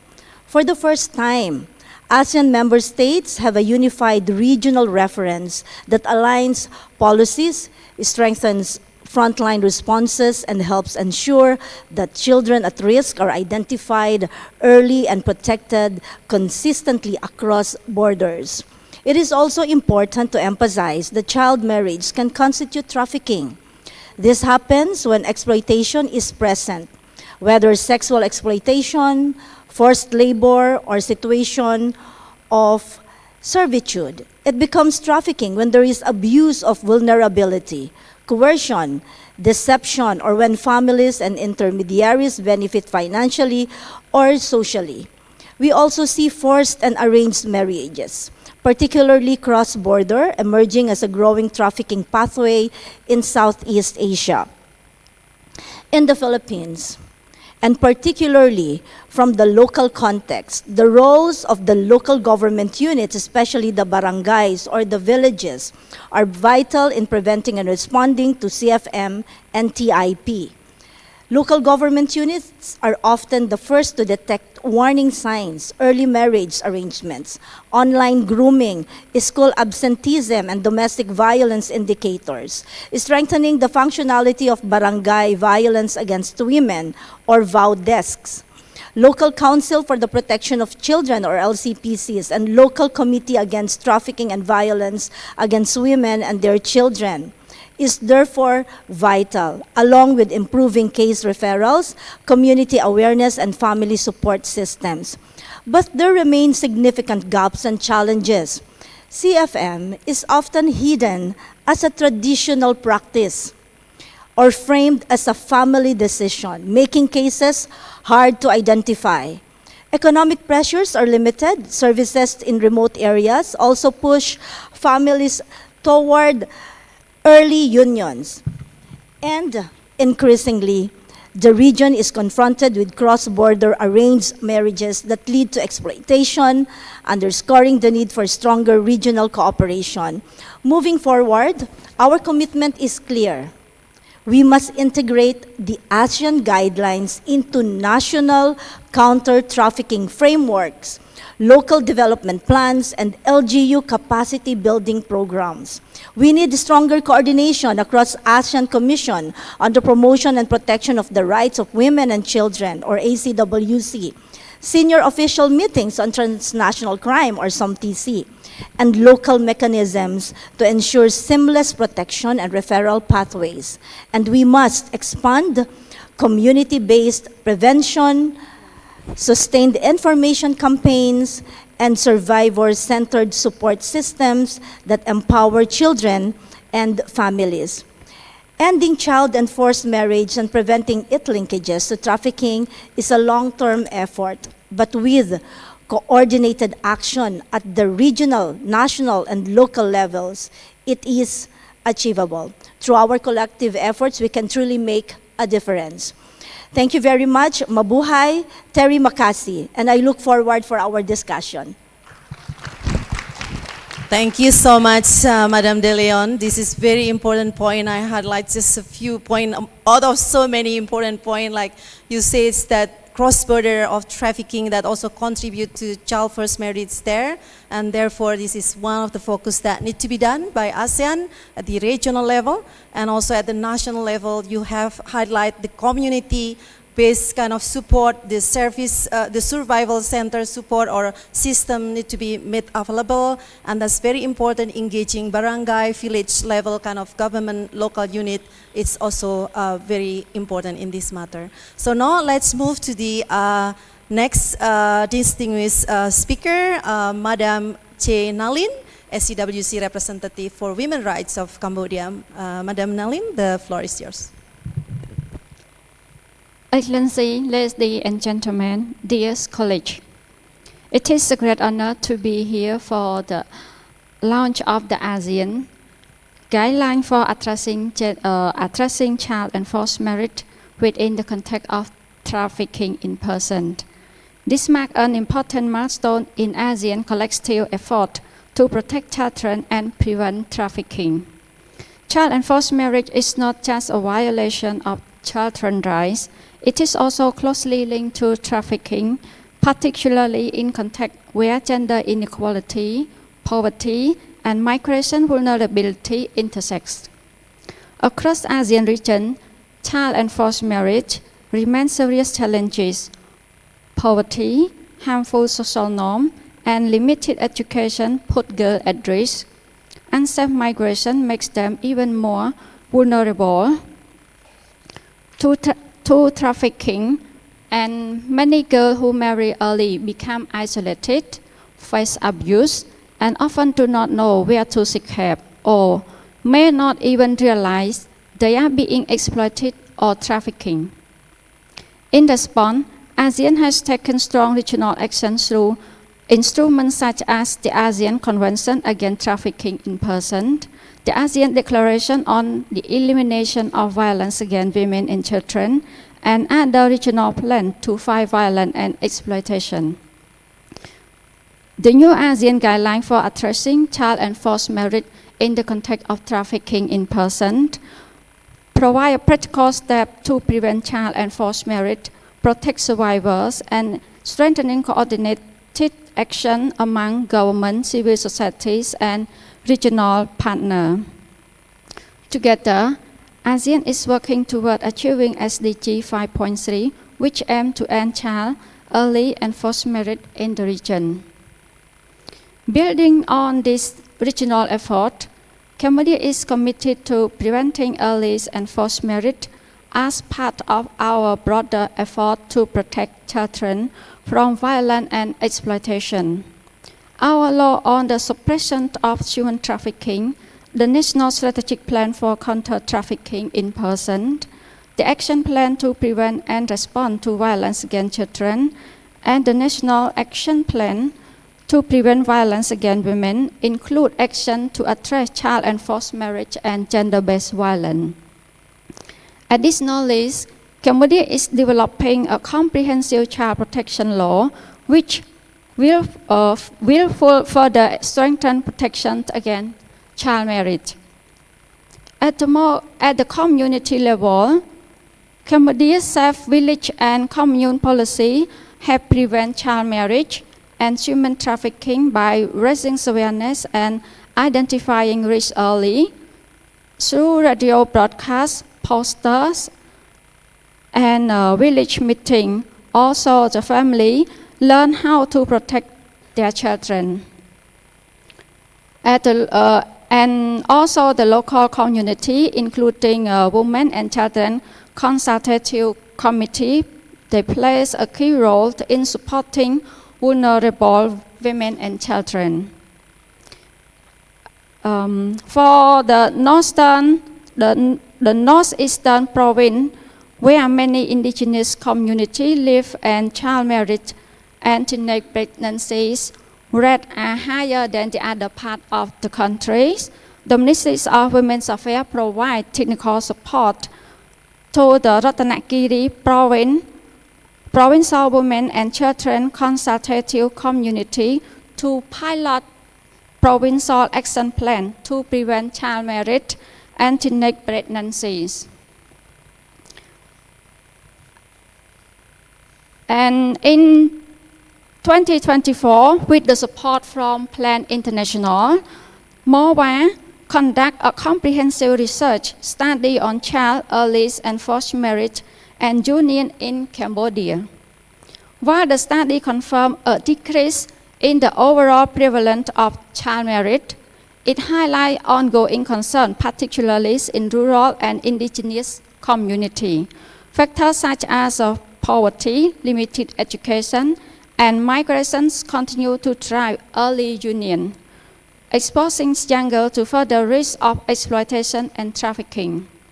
To address these challenges, Cambodia is currently developing the National Action Plan for Prevention of Child Marriage and Adolescent Pregnancies, with the support from UNICEF and UNFPA and Plan International.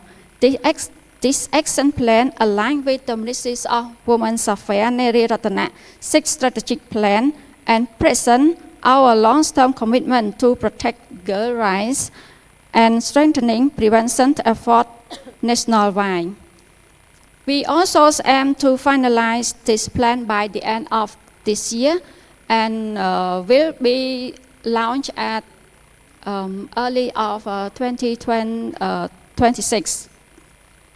Moreover, under the joint program with UNICEF and UNFPA through the 2SIP program, from June 24 to June 28, we support the local government in implementing operational plan to prevent child marriage and teenage pregnancy. This program integrates comprehensive sexuality education into national curriculum, reaching approximately 1 million students. This program is very important that when all of them be aware of the disadvantage of early get involved in intersexuals. It is very important for this program, and this program also trains youth peer educators in school to provide counseling and guidance on child early and forced marriage prevention. Furthermore, our youth mobile app has already assist over 2,000 adolescents with the critical information on sexual and reproductive health and dangers of early marriage. In conclusion, Cambodia remains fully committed to tackling child marriage, protecting children, especially girls, from all forms of exploitation, and building a safer and healthier future for every child. We will continue to strengthen our law, policy, and action plan to ensure every child can grow up in safety and reach their full potential. The line of this guideline reminds us that protecting children is a shared responsibility. Government, community, civil society, and regional mechanisms must work together to create safe environment free from exploitation and forced marriage. I hope that today's dialogue inspires stronger collaboration, shared solutions, and concrete action across ASEAN. Thank you very much. Thank you, Madam Nalin. There are so many kind of very important points. It is noted that Cambodia has already developed plan of actions on violence against children and violence against women. You even have, in the progress, I think, developing the guideline on preventing child and forced marriage, and also developing the operational plans on also preventing violence against women, children, including forced marriage, integrating these informations under the education curriculum. That is fantastic to hear. I would like to again remind everyone, the distinguished speaker, to please keep within 10 minutes. Now I would like to invite Ms. Nurul Huda Abdul Manaf, or Madam Nurul Huda Abdul Manaf, to continue the presentations on behalf of ACWC Malaysia. The floor is yours, ma'am. Thank you, Madam Chair. Distinguished delegates and colleagues from the ASEAN member states, ladies and gentlemen, good afternoon. I am honored to present Malaysia today. Child and forced marriage are pressing issues that affect many countries, including Malaysia. These practices not only infringe on human rights, but also hinder the social and economic progress of our communities. Today, I'll present Malaysia's current efforts and approaches in preventing child marriages, highlighting promising practices that have been successful, and discuss the challenges we face in this ongoing issue. Next, please. So I will begin by providing an overview of Malaysia's context and the measure implemented to combat child marriage. The presentation also will cover about 5, but I will make it fast. Okay, next. When we touch on the background of child marriage in Malaysia, child marriage often occurs covertly, leaving children as silent victims and violating universal human rights standards. The Fatwa Committee at the 106th Malaysian National Council for Islamic Religious Affairs (MKI) meeting declared child marriage unhealthy. Although exceptions in Malaysian law allow it, such marriage should not proceed without weighing the benefits and consequences for the children involved. The Ministry of Women, Family and Community Development believes that child marriage must be stopped to fully realize a child's potential. Our ministry has established a task force of government agencies, academics, and child activists to address this issue. The government stance aligns with the National Child Policy, the Child Act 2001, and the Convention on the Rights of the Child, CRC, focusing on the rights to survival, protection, development, and participation based on non-discrimination and the best interests of children. Next. Public awareness of child marriage in Malaysia often increases when there are media highlights specific incidents. Notable cases include, first, an 11-year-old Thai girl became the third wife of a 41-year-old rubber trader who promised a comfortable life to her parents despite his second wife's claims of insufficient financial support. And the other one is the 15-year-old girl married a 44-year-old Malaysia Volunteers Corps Department, which is RELA member, due to her family's poverty and having 13 siblings. Next. So from there, you can see that Malaysia's plural legal system includes civil, Islamic with Sharia, and customary laws with native courts in East Malaysia. Muslim marriages are governed by state-specific Islamic family laws, while non-Muslim marriages fall under the Law Reform, Marriage and Divorce Act 1976. Non-Muslim indigenous people such as the Orang Asli in the Peninsula Malaysia and native communities of Sabah and Sarawak may follow their customary marriage laws, which may or may not be codified. There is no legal prohibition against child marriage, although Islamic and civil law set minimum marriage ages. Exceptions can be granted by the Sharia court in Malaysia and the chief minister considering the child's welfare, which is under some states' Islamic family law enactments. The minimum age for marriage for 18 years for boys and 16 years for girls. Meanwhile, under civil law, the minimum age for marriage for boys and girls is 18. However, a girl who has reached the age of 16 may get married upon obtaining a license granted in the exercise of discretionary power by the chief minister. And the other one in customary laws, for example, those that are codified, there is no stated minimum age of marriage. And stemming from this, the government acknowledges the need to address gaps in the legislative framework, balancing this with child rights protection under the CRC and CEDAW. Next.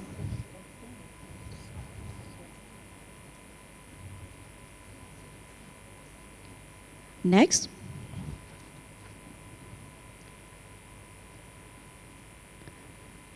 Okay, I hope you can see this. There's a two study that I would like to present.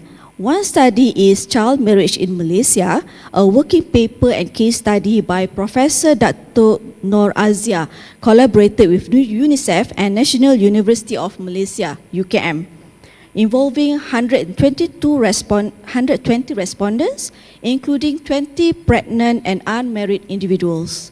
This research highlighted that factors such as low household income, despite free education, and social pressures to avoid stigma from pregnancy often drive children into early marriages. This research also found out that the implications of child marriage are extensive and detrimental across social and health dimensions.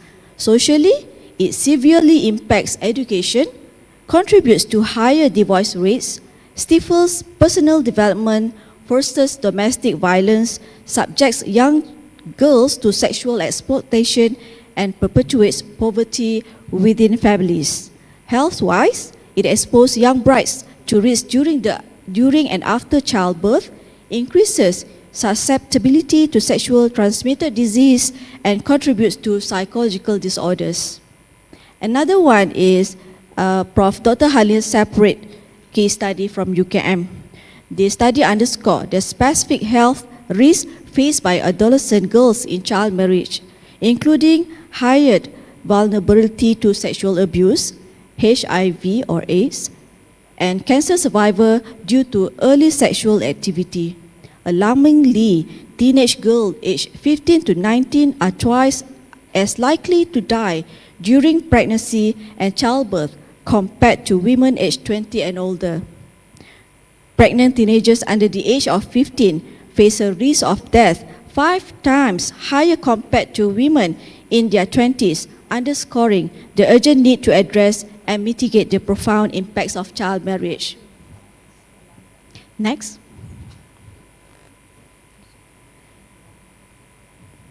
Next.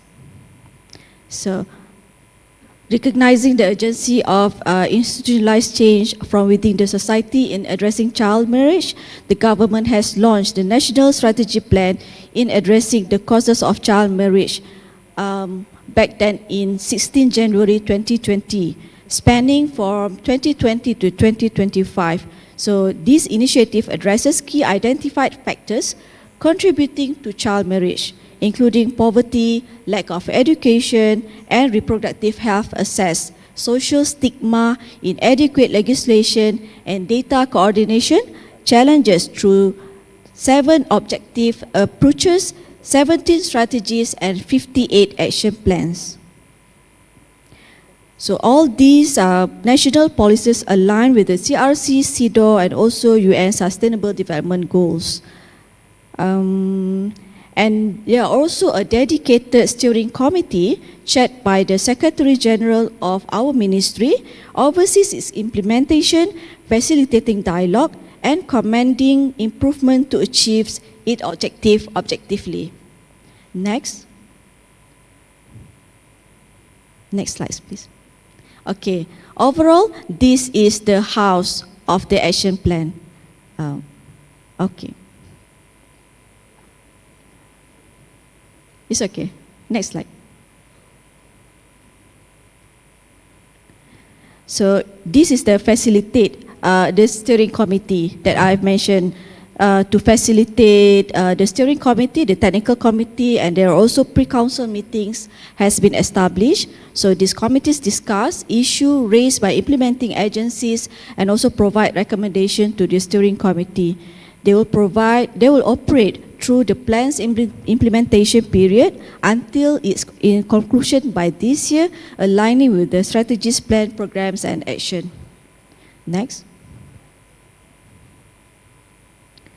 So this is also the midterm review report that I will touch on the key achievements and also best practices, which include the amendment of the Kedah State Assembly. Kedah is one of our state in Malaysia, to raise the minimum age of marriage of girls from 16 to 18, enhance coordination of child marriage statistics under Department of Statistics, which this department compile the data sources such as from our National Registration Department and Islamic Development Malaysia Department, and some also Council for Native Customs and Tradition. So despite the plural legal system, effort to administratively collect child marriage statistics have always been a challenge to us. So these efforts have been continuously monitored by DOSM, our Department of Statistics, which provides regular reports to the steering committees. And we also strengthen procedures in the application and processing of child marriage within existing legal frameworks, which resulting in a decline in the approval of such application, which I mentioned just now. They have to apply if they want to marry early, which the other impact of that is increased research efforts. Like just now, did I share about 2 research, and also there are also ongoing improvement in standard operating procedures to address emerging needs and issues in Malaysia. So ongoing efforts include improving access to comprehensive education on sexual and reproductive health through tailored infographics for digital media, Advocacy programs aim to dispel stigma and social norms, endorsing child marriage as a solution. So community-focused awareness campaigns continue to protect children from the risk of child marriage, supported by rigorous research and sex disaggregated data analysis. Okay. It's already Okay. So last slide, please. Another slide. Another slide. As the conclusion. Another slide, please. Okay. So as a conclusion, Malaysia is committed to address child marriage through our legislation, community engagement, and victim support services. Despite progress, challenges remain in changing cultural attitudes and enforcing laws. So the midterm review just now offers insights for enhancing strategies to protect children and tackle child marriage. So continued collaboration and sharing best practices among ASEAN member states are vital. Together, we can protect our children and support victims, ensuring every child enjoys a safe and fulfilling life. With that, thank you. Thank you, Madam.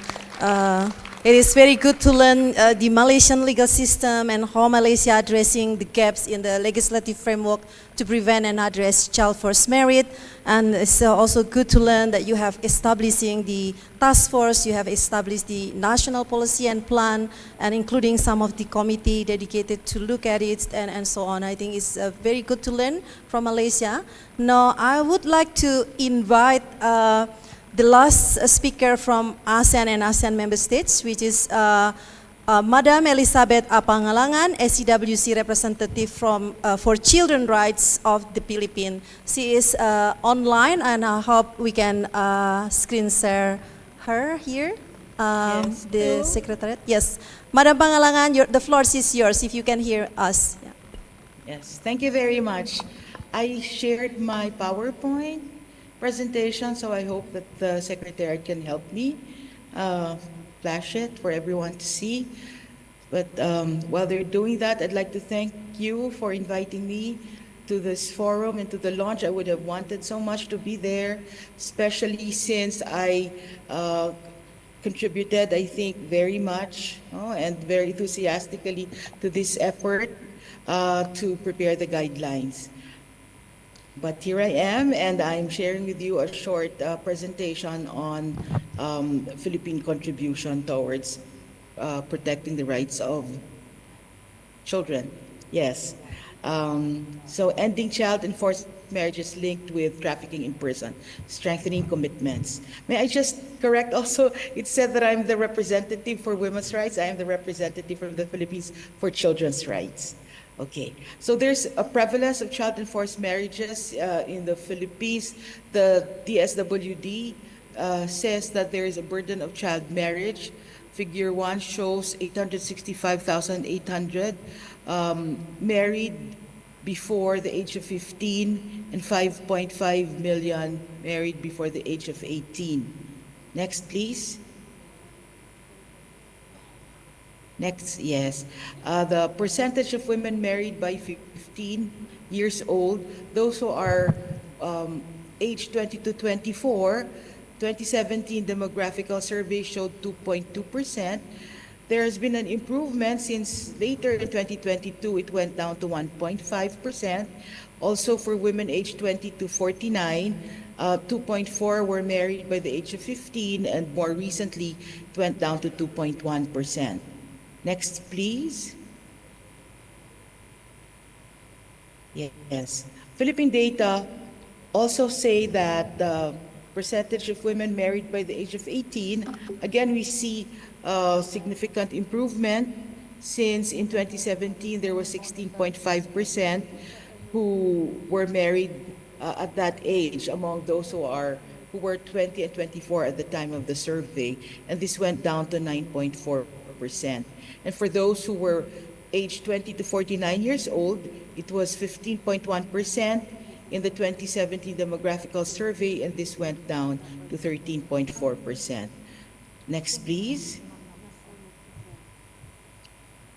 Okay. According to Girls Not Brides, a global network of more than 1,400 CSOs, the Philippines has the second highest absolute numbers of child marriage in East Asia and the Pacific. Next, please. According to the UNFPA brief, the socio-cultural factors that contribute to the prevalence of child and forced marriages in the Philippines can be narrowed down to four major factors. Number one, the view of children as either an economic burden or as capital. Two, the need to exercise control over the sexuality of the child. Three, the influence of customs and traditions in the locality. And fourth, the need for a sense of security for the family. I will explain this a bit. Next slide, please. So under the view of children as an economic burden, again, it was mentioned already that due to extreme poverty, families may marry off their daughters to transfer the economic burden to the future husband. Next. Next, please. Yes. And then as to the control over sexuality, this is done to mitigate any perceived threat to family honor. For instance, if the child is a victim of sexual violence, some families may force the child to marry the perpetrator with the belief that by doing so, the honor of the family and the child will be upheld. This practice was observed during the Marawi displacement, with 12% of the girls who had experienced sexual violence were made to marry the perpetrators. For female children, the prevailing gender and social norms that view women as subservient to men further enables the control that their parents have over their bodies. Next, please. Likewise, we have to consider the role played by customs and traditions. Prior to the enactment of Republic Act 11596, it was common practice for Muslim and indigenous communities to allow for the consummation of marriage between parties younger than 18 years of age. 18 years is legal age in the Philippines. Particularly in Lanao del Sur and Maguindanao, CFM has been used for political marriages and for resolving clan feuds and violence. Next, please. Likewise, as a security measure, we've seen that this is prevalent during times of armed conflict, natural disasters, and other situations of insecurity. For instance, again, during the Marawi displacement, 31% of the conflict-affected communities reported that child and forced marriages were the most common form of sexual violence. Next, please. Now, what has the Philippines done? What are the national strategies on the prevention of child and forced marriages? First of all, the DSWD is tasked to oversee the implementation of the law and provide different preventive, rehabilitative, and development programs. Likewise, you have several departments in various government offices like the Council for the Welfare of Children, the Department of Justice, Department of Interior and Local Government, Department of Education, Department of Health, and the Philippine Commission on Women, among others. So next, please. They all contribute to ensuring that this is taken away, that this is reduced at the very least. Now, I think that one very important strategy is the passage of the law, Republic Act 11596, which is an act prohibiting the practice of child marriage and imposing penalties for violations thereof.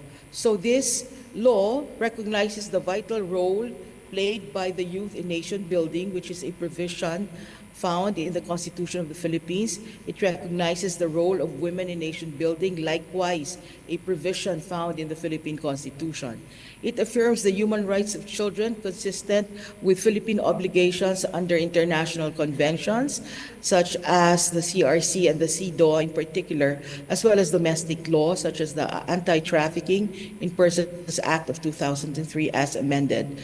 Likewise, the law affirms that marriage shall be entered into only with the free and full consent of capacitated parties, and child betrothal and marriage shall have no legal effect.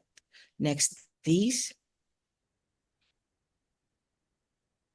The act prohibiting the practice of child marriage defines a child as someone who is below the age of 18, or a person who may be 18 years of age but is unable to fully take care and protect oneself. So this might be by reason of, let's say, some physical or mental, psychological disability. And that person, therefore, though having attained legal age, will not be able to protect herself from abuse, neglect, or exploitation. And child marriage, as mentioned already earlier, refers to the formal marriage where there is a ceremony, as well as the informal ones where a person below the age of 18 is made to live with a person who is maybe also below 18 or an adult in many other cases. Next, please. Yes. So under this law, under this law, the penalties are imposed on the person facilitating the child marriage, because that person who solemnized the marriage or who helped get the license, a fake license, would have known that this is not allowed. Again, the solemnizer of the marriage, as well as the cohabitation of an adult, in the, let's say, a 44-year-old, as mentioned earlier, in Malaysia, 44-year-old who marries a 15-year-old, the 44-year-old will be penalized. Next, please. Section 2, Declaration of the State Policy in this law, again, refers to both international law and domestic laws as the framework for the elimination of child and forced marriages, and that it's considered a trafficking crime or slavery-like practice. Next, please. However, I want to point out that the primer on RA 9208, Anti-Trafficking in Persons Act of 2003, does not mention child marriage or forced marriages, and merely mentions the anti-mail order bride law as a form of human trafficking. And so I think this is one important area which wherein the law must be amended, so that forced marriages will be considered as clear act of anti-trafficking. Next, please. In the Philippines, again, the minimum age to marry is 18, which is also the legal age. Under Muslim law, which Muslims, when both are Muslims or when the male is Muslim, the female may be non-Muslim, but they can get married according to Muslim law. The male must be at least 15 years old and the woman must be 12 years old and of the age of puberty. Next, please. Upon application for a marriage license, the local civil registrar requires the presentation of the original birth certificate, or in the absence thereof, the baptismal certificate of the contracting parties. And this is one way to ensure that the parties must be of legal age, that there is no impediment for a legal marriage. And the solemnizing officer has the duty to send copies of the marriage contract, for instance, to the civil registrar and to the parties themselves. Yes, please. Next, please. Is there a digital civil registration system that can verify age against a unique ID? Yes, in Republic Act 11055, this requires that every citizen registers their essential information and biometrics. Again, this is a way of verifying that those who get married are of a certain age, that they have at least reached the legal age. Next, please. Under the Code of Muslim Personal Laws, a copy of the public declaration of the offer and acceptance in marriage between the contracting party shall be sent to the circuit registrar of the Sharia Circuit Court. The certificate of marriage will be forwarded to the district registrar, who will then forward it to the office of the Civil Registrar General. Again, these are safeguards to ensure that only those who are capacitated to get married can do so. Next, please. So are there safeguards in place to protect children under 18 years of age? Marriage contracted wherein one of the parties is below 18 results in a marriage that is void from the very beginning. So it doesn't matter that they got the consent of their parents for as long as one is below 18, the marriage is void from the very beginning. And it does not prescribe. So even 20, 30 years of living together as husband and wife, still the woman, for instance, may file to have the marriage declared null and void 20 years after the fact, because there never was a marriage. Under the Code of Muslim Personal Laws, the mutual consent of the parties freely given is likewise required. A marriage contracted wherein the consent of either party is vitiated by violence, intimidation, fraud, deceit, or misrepresentation is considered irregular and requires a new marriage contract to be considered valid. Next, please. So I'm showing you here the family code, which applies to Filipinos other than those who get married according to Muslim law. Now, is it possible to terminate a child-enforced marriage, as I mentioned earlier? Okay. Yes, but I didn't really have a very long period. The others spoke a lot longer, but sure. So under the family code, consent was obtained by fraud and the marriage is annullable. It may be annulled. Next, please. Next, please. Okay, so the challenges are the lack of, no, please go back. This is the second to the last. So please go back. Okay, so we need victim support. We also need legal advisory services to the child to prevent a child-enforced marriage or to nullify a marriage, and also legal services to give advice on immigration issues. Next, I don't know if there's a next. I think this is the last. Okay, so social support is likewise needed, offered usually by the DSWD. Next, please. Next, please. Okay, and there is need for awareness, no? So media campaigns, educational or vocational training. Next, please. In the communities, this is needed. Also, community awareness raising, including the health sector, police, and other first disclosure or responders. Okay, next, please. I think this is the end. Okay, so government initiatives, we have a lot of those. Next. Okay, so you have this government together with, this is the Makabata Helpline. It's one of those government initiatives. Next, please. Okay, and then, of course, the role of CSOs working together with government. Next, please.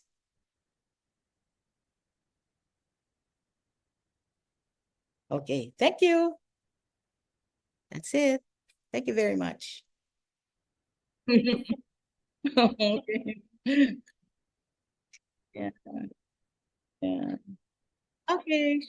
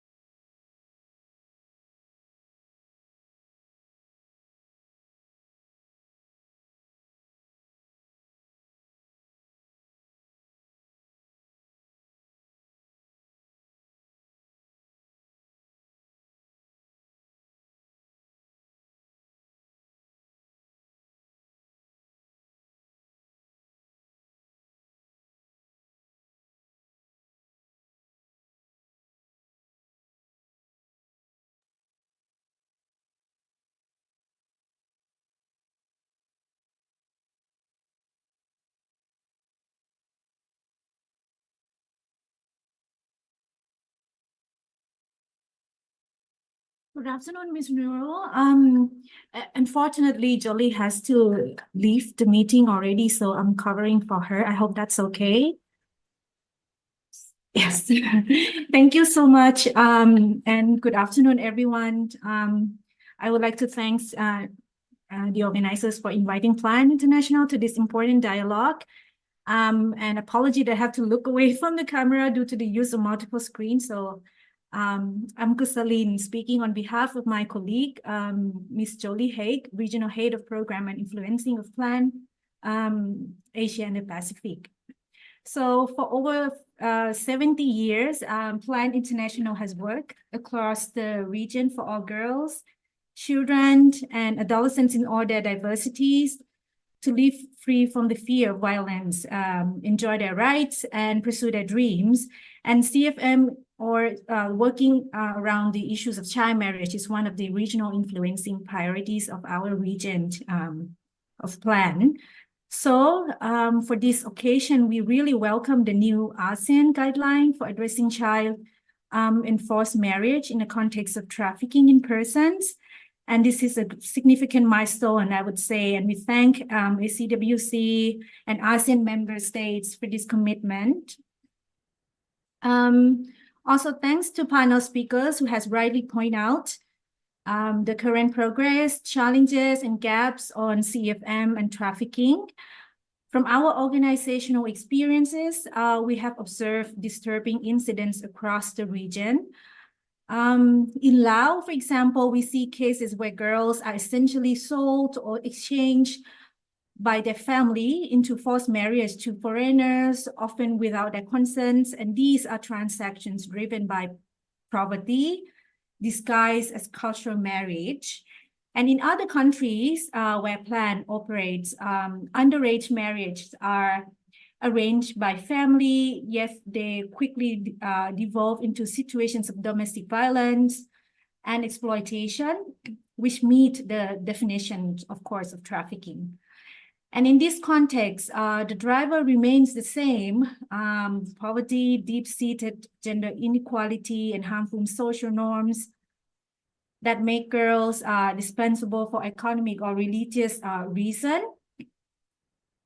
When it comes to child marriage and trafficking in person, we see this increasing risk of climate change as well, and misuse of technological advancements. The internal displacement due to hazards and forcing family to marry off their girls as a protective measure due to the lack of proper information and knowledge and safe usage of social media, and SRHR, and needs at adolescents and young adults whose our children fall under the trap of trafficking eventually. So despite having policy and regulatory laws, the religious and customary laws, transboundary policy framework still lacks strong implementation of the community level.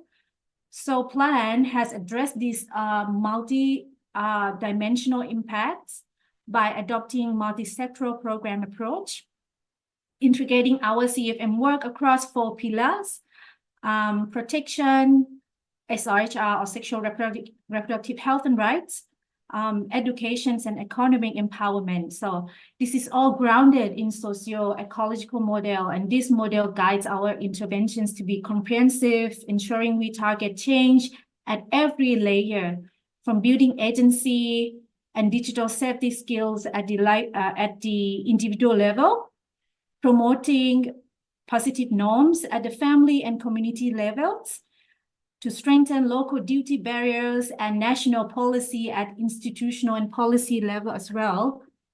And when we have to talk about regional level, where we work at the regional hub, Plan is also involved in different working groups of SAARC and ASEAN, where we provide information and share our insights and evidence and information so that regional body can initiate coordination and collaboration.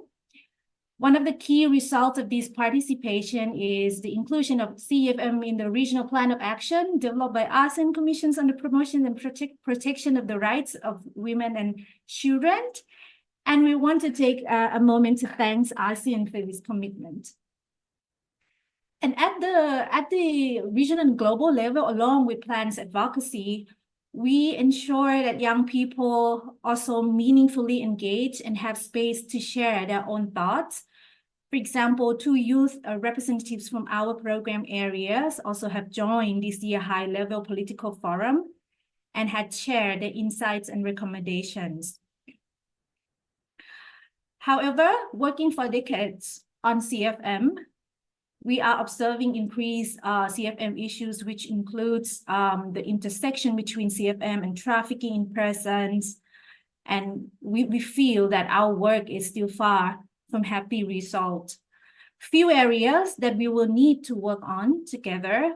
For example, having strong tracking and monitoring of movement of children, especially girls, strong joint advocacy to address the gaps in laws and policy, proper implementation of laws and policies at the root level, engaging private sector, psychological support, legal supports for repatriation, and strong support program for reintegration and creating civic space for youth to raise their voice. I would like to end my note with one quote from our young girl that we met in one of our program area. Her words perfectly capture the gravity of our task. When a girl is married off, it is not only a lifelong trauma for her, it is a lifelong trauma for her family, her children, and her communities. All I want is that I will be treated as a human being and not just a girl who is dispensable for the sake of religion, poverty, and societal reputation. So this is the message that we want to convey at this meeting. So thank you very much for the opportunity.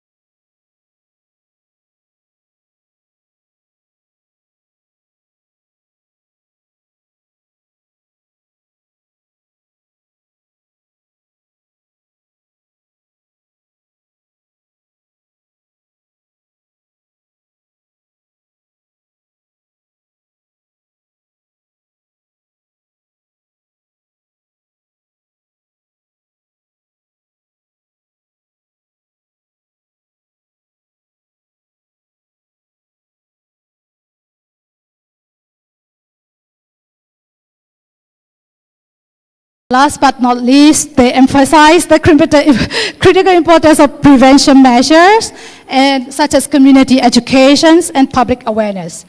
So I have a few, but I will just summarize very briefly. They have identified some of the cooperations among anti-trafficking actors, especially between government and the civil society organizations. First is informing community watch groups in the community, because it is proven to be very effective for early intervention and emergency response. So they recommended the government should involve civil society organizations, especially grassroots organizations, because they often located in the community most affected by those issues, and they likely to have local staff who understand local language and culture and social norm.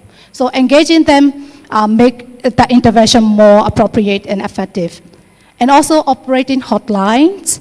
There is also an area of cooperations with the civil society organizations, especially for ethnic minority, because that can help overcome language barriers and also improve survivor connected to the support services.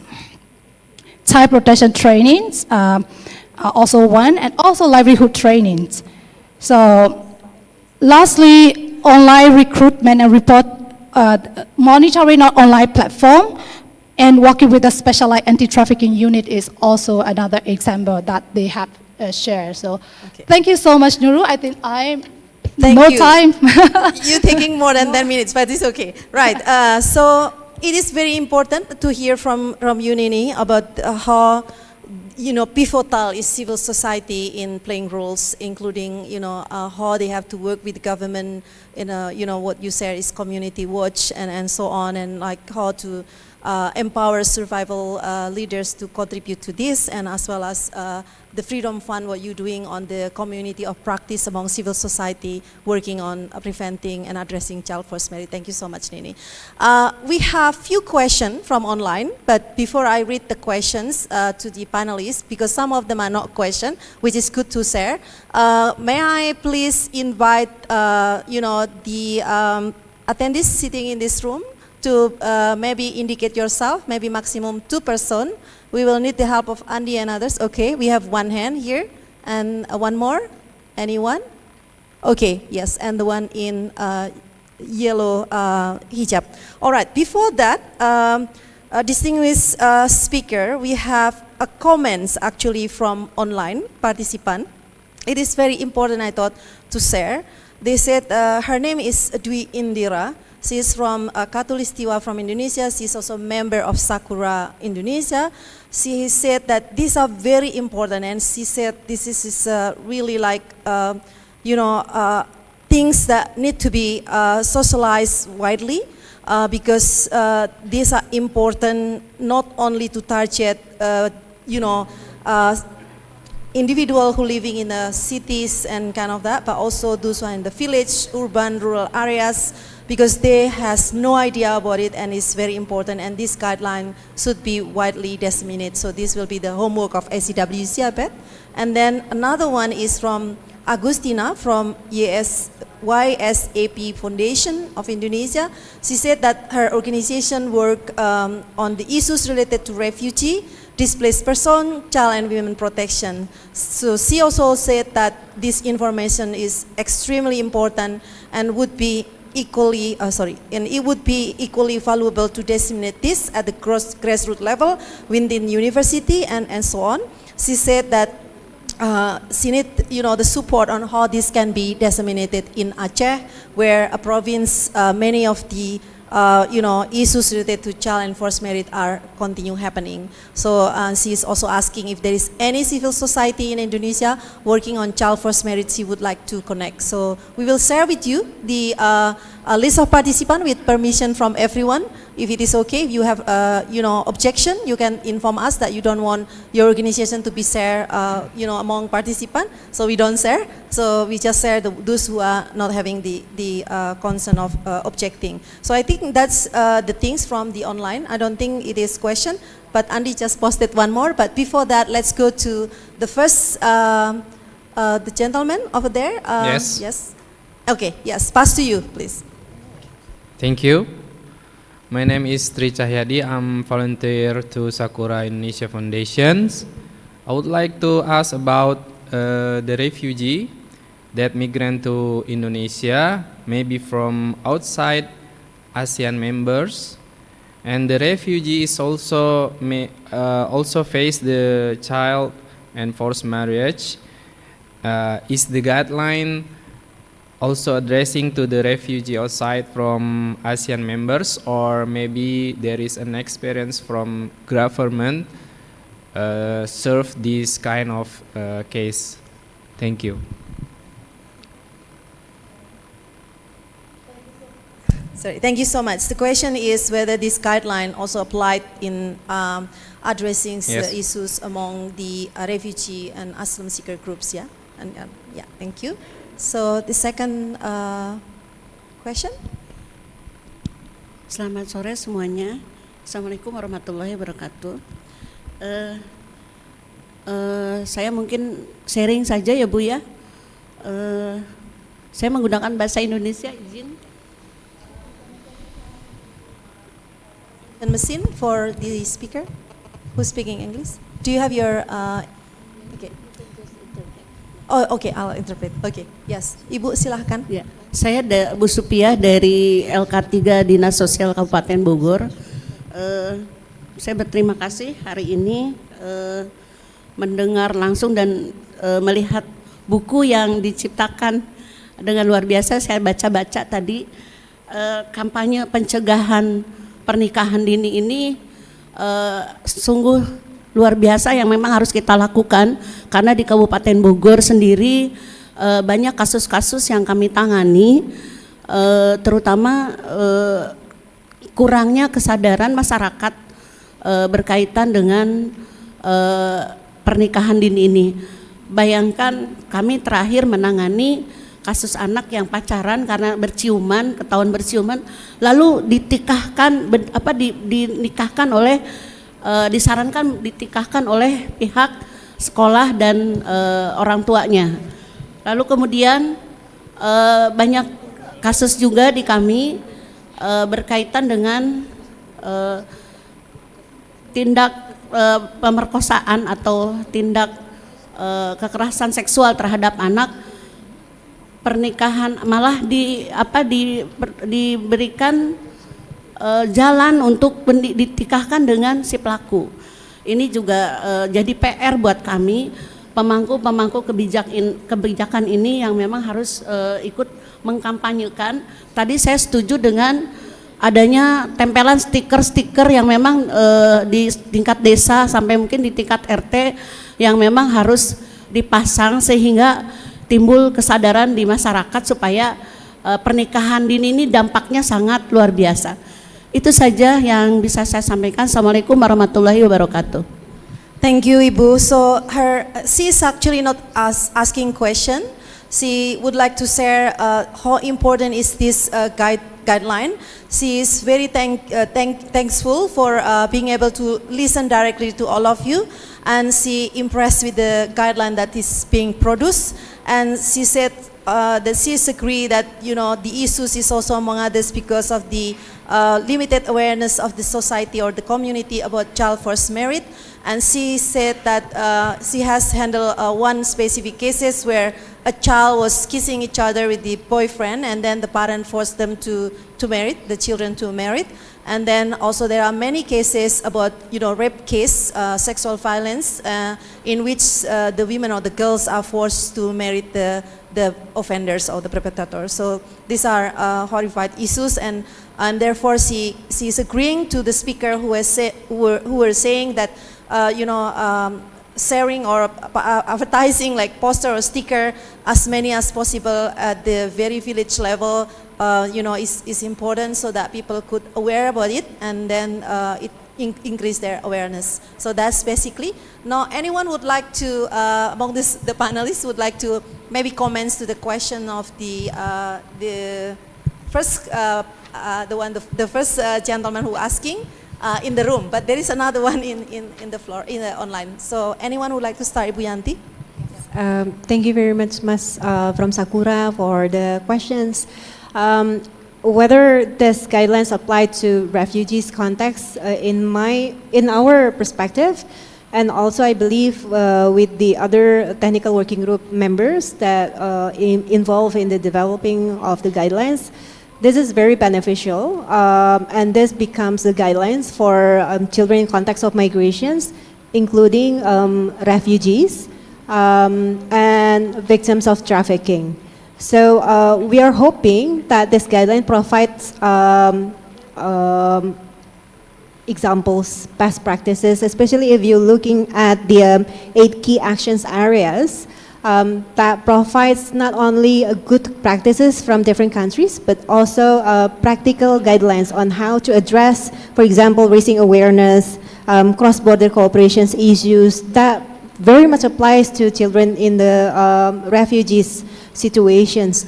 And as we were developing these guidelines for 2 years, yeah, Mbak.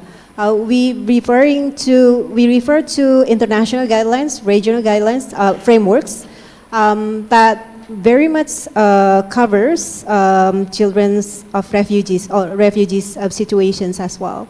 So we are hoping that we can all together take as much as benefit from these guidelines and use the guidelines for protecting refugees and other children in these situations as well.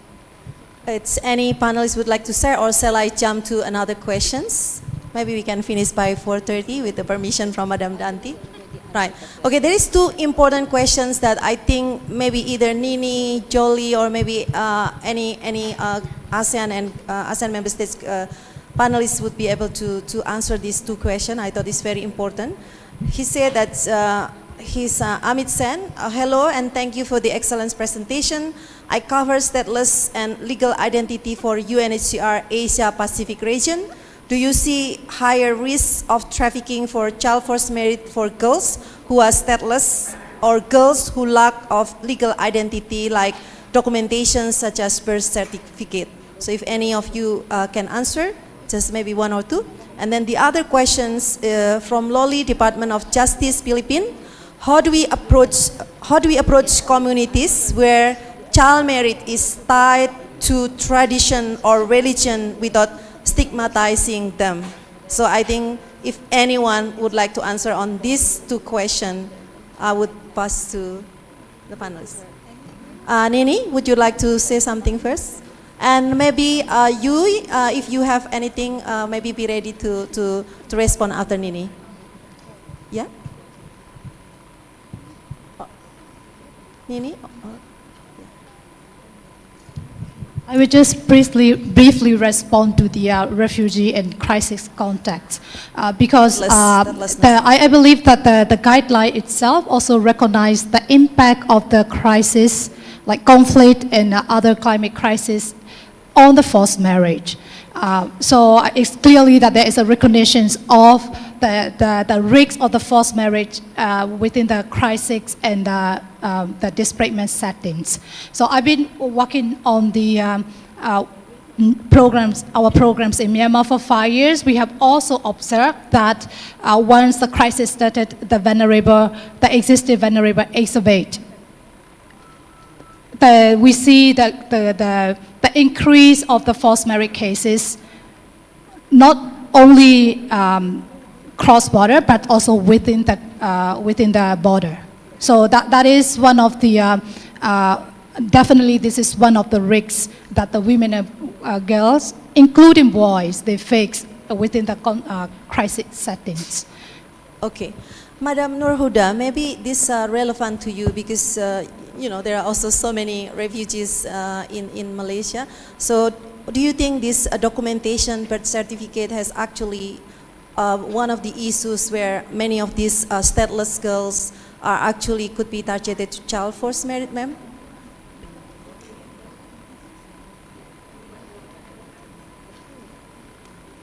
Okay, in Malaysia, if the case affect or in terms of trafficking in persons, the action plan that we built is not covered for the refugees or TIP. But for the TIP persons, we also have act under anti-smuggling that covers, and also we also provide shelter home to TIP victims, including children and also women and also men that involved in the case. So in terms of refugees, we actually do not have any guidelines or action plans to combat the forced marriage for the refugees yet. For the way forward, maybe perhaps after this, Malaysia will look into it as we are looking into the National Action Plan 2026 to 2030. So maybe it's a way forward for us. Thanks. Thank you. Anyone would like to add? If not, maybe, oh yes, but Ibu Yanti. Just to address the issues on whether these guidelines cover the issues on legal identity and birth certificate, yes, because we address those both critical issues on the drivers of child marriage and child enforced marriage and trafficking context, and also the impact of child marriage and trafficking. Thank you. Madam Pangalangan, if you're still there online, and Ms. Chui, I think these are very important questions that maybe you could share your perspective, if you like to, on how do we approach community where child marriage is tied to tradition or religion without stigmatizing them. Thank you very much. I believe that first and foremost, it must come from people within the community. It's very difficult, let's say in the Philippines, for a Christian woman to come into a community and say that it should be done a certain way, which is not in keeping with the traditions or culture, let's say, of a Muslim community or indigenous people. So I think that we should start with those who are members of the community but have been exposed to studies like these or conferences like these and can share their new knowledge with their own communities. It's difficult to be coming from the outside and enforcing it, imposing it on community members. But I think it can be done, though slowly and sensitively. Thank you. Thank you, ma'am. Yui, you turn on your camera, so it means you are ready. Please pass to you. Yes, thank you so much. Just would like to add from Ma'am Elizabeth. I think when working with community where CFM is tied to tradition, I think the approach must be highly nuanced, non-judgmental, and perhaps also focus on collective well-being rather than condemnation. For example, a lot of our programs also frame the discussions around measurable harms and trauma. For example, health risk, poverty, cycle, trafficking vulnerability. And I think what it's also our good practice is to engage respected religious and traditional leaders, elders, also male champions to lead the discourse. And also help equip them with counter narratives based on their own historical traditions, or to promote girls' education, agency, and later marriage, not early marriage. Yeah, so I hope that helps answer. Thank you so much. So before closing, I would like to just invite Aisa Putri and Madam Lilian and maybe Madam Nalin to say, few words of your concluding statement, because you don't have the chance to answer the question. Just like 1 minute, please, or maybe less than 1 minute. Aisa, please. Yeah. Okay, thank you so much, moderator, for giving me an opportunity.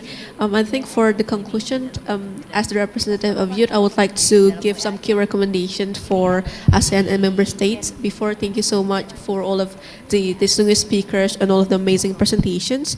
If I, as a youth representative, had to choose what should be prioritized for ASEAN and member states, is first, make youth involvement more part of the system. Youth should have a seat at the table through advisory groups and also more consultations when it comes to the policy making. So make sure that youth are included in monitoring and evaluation of the policy as well to ensure the accountability of the policy itself. And girls especially need safe and also meaningful participation, not only symbolic but much more meaningful to empowering girls and create safe space for them. And please keep girls in school. Please keep continue to push more inclusive gender participations. Please support more scholarships and other support so families don't see early marriages as an economic solution. It happened a lot on my environment as well. A lot of cases that happen around me that girls with same as my age are married because they think it's only economic solution. And please, stronger laws and self-reporting, enforce 18 as the minimum of marriage age within the loopholes, and provide free youth-friendly legal aid for survivors, and engage more communities in intergenerational dialogues, especially involve the parents, the faith leaders, the local leaders, so to shift norms from the inside, maybe like this, the same questions, so they are the one who understand more. And thank you so much. Interesting. Shifting the norm inside. Yeah. Okay, Madam Nalin, and then I'll go to the last one to Madam Lilian. Yeah.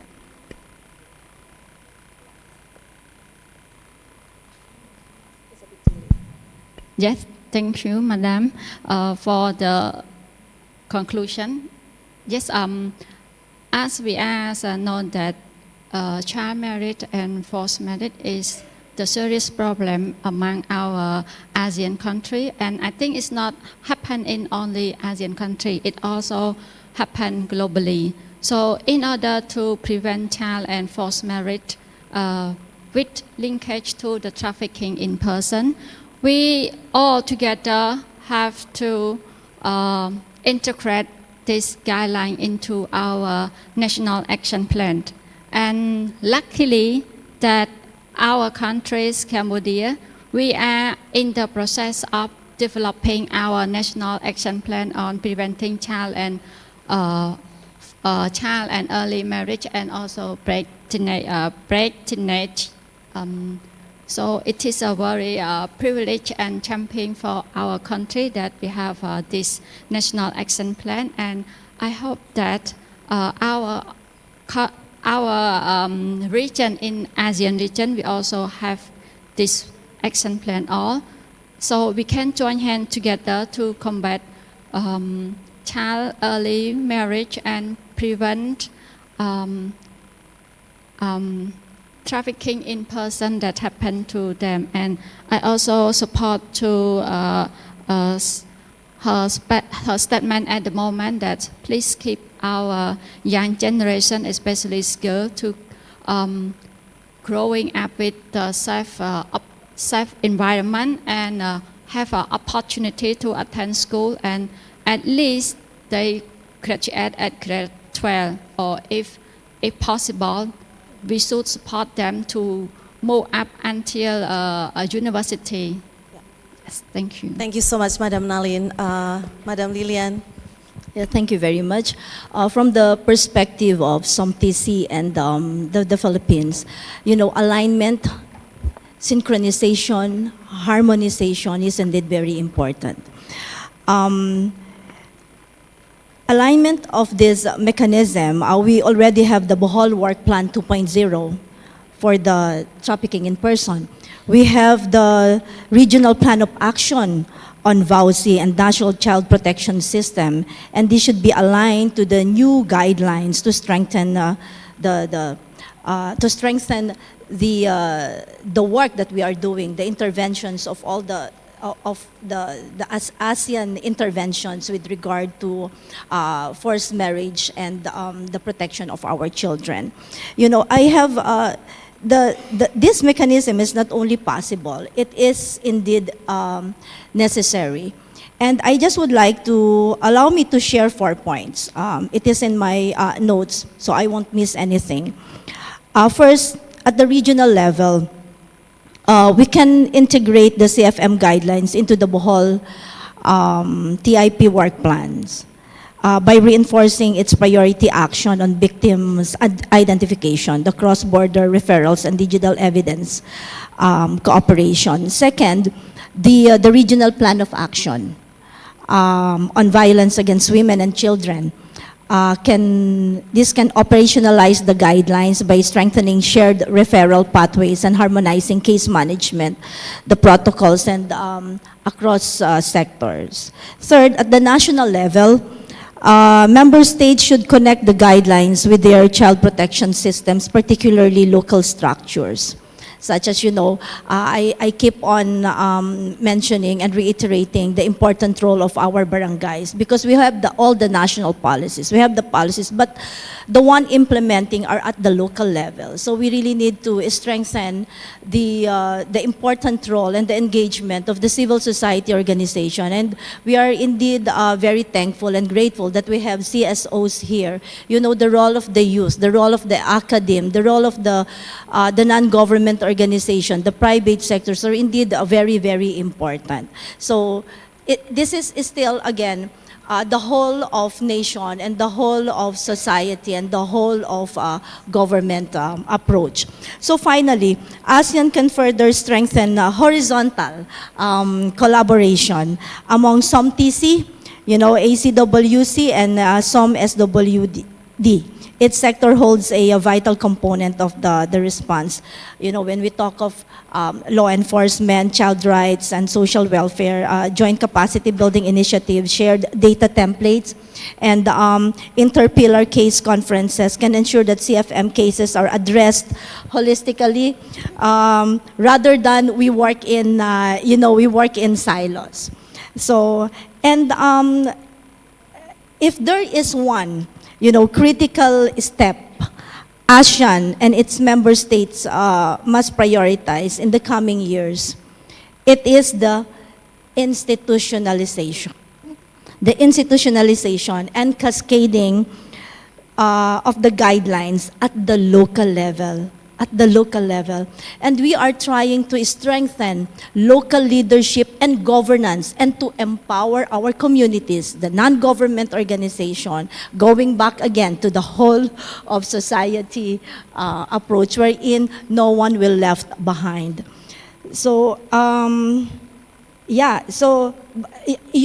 guidelines only become protection when the people on the ground, such as our local police, the social workers, barangay officials, again, the community leaders, the CSO, NGOs can identify a CFM case and know the risk and ensure the referral pathway of the victim survivors. So, again, thank you very much, and we would like to, again, acknowledge the efforts coming from the Indonesia for this very great guidelines, and of course through the assistance coming from the Australian government through the ASEAN Act. Thank you once again, everyone. Thanks, ma'am. Now I'll pass just very brief to Madam Yanti, just 1 minute to conclude.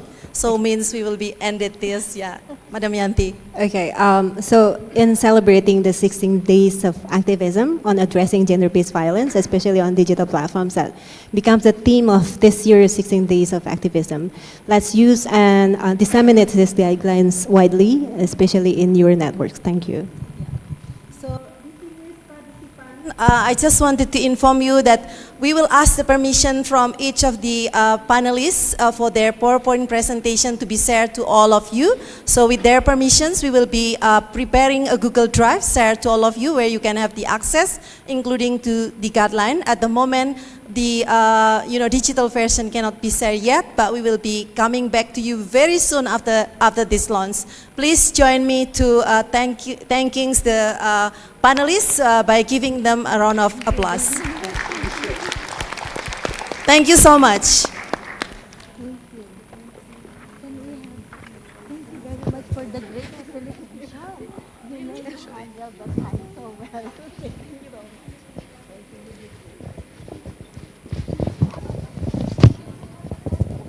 Thank you. Maybe we would like to have a photo.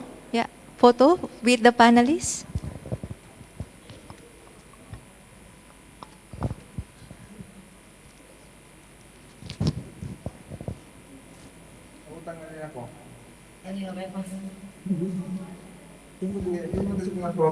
Yes, with the May we ask for the speakers who were online as well to be in the picture?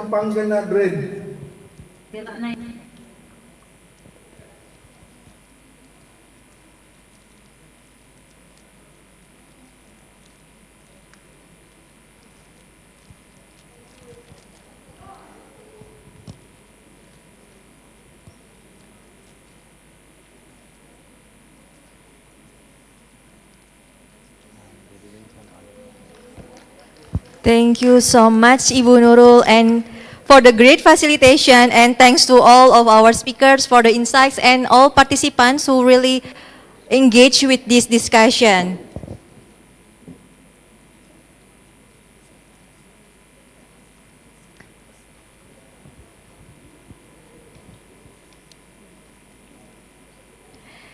As we near the end of today's event, we kindly invite you to share your feedback on the launch by scanning the feedback form available on your desk, on the screen, or in the chat box for online participants. The form is also available in multiple languages. We will wait for you, give you time to submit your feedback for 5 minutes.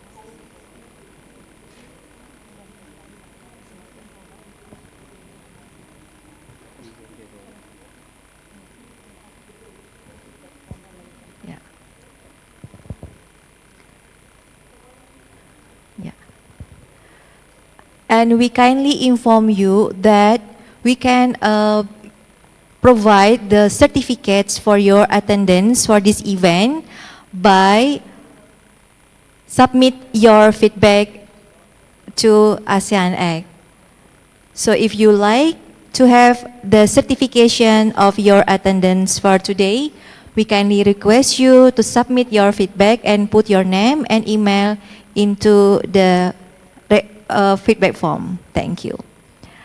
Apabila Anda ingin memperoleh sertifikat kehadiran dalam acara ini, maka silakan Anda mengisi form umpan balik yang kami telah sediakan dan jangan lupa untuk menuliskan nama dan email pada form tersebut sehingga kami dapat memproses sertifikat kehadiran Anda.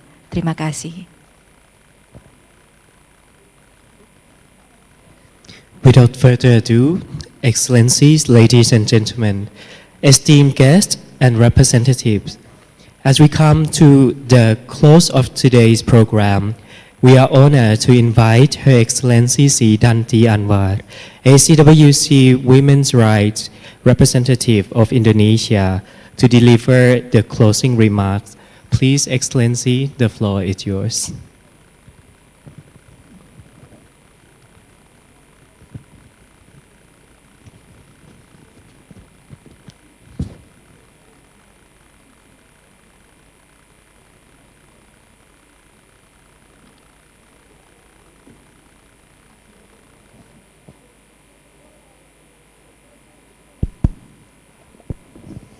think everybody is still doing the feedback.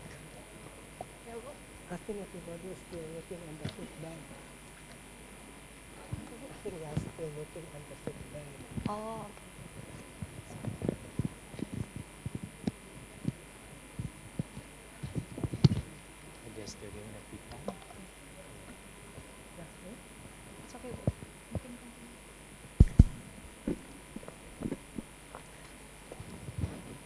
Her Excellency, Madam Chair, ACWC,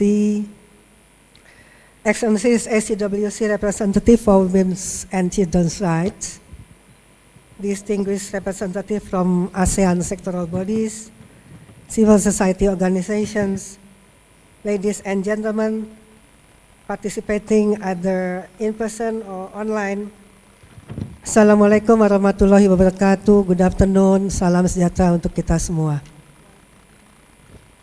My speech is not going to be very long, so I understand this has been a very long day, so I will be just very brief. Good afternoon and warm greetings to you all. It is both an honor and privilege for me to stand before you today at this meaningful occasion, the official launching of the ASEAN Guidelines for addressing child and forced marriage within the context of trafficking in persons.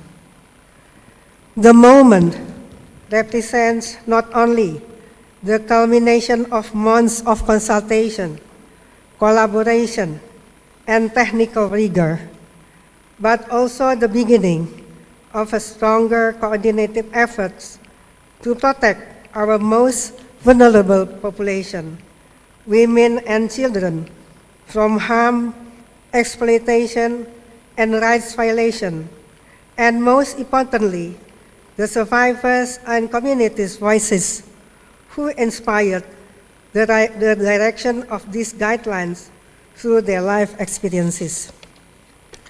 Ladies and gentlemen, as we have just launched these guidelines today, we are not merely introducing a document, we are activating a commitment to strengthen national policies and laws to address the root cause of child and forced marriage, in particularly within the context of trafficking in person, to ensure multi-sectoral coordination among related stakeholders on child protection, social, health, education, and justice sectors, to equip frontline responders with tools to detect and respond to potential cases.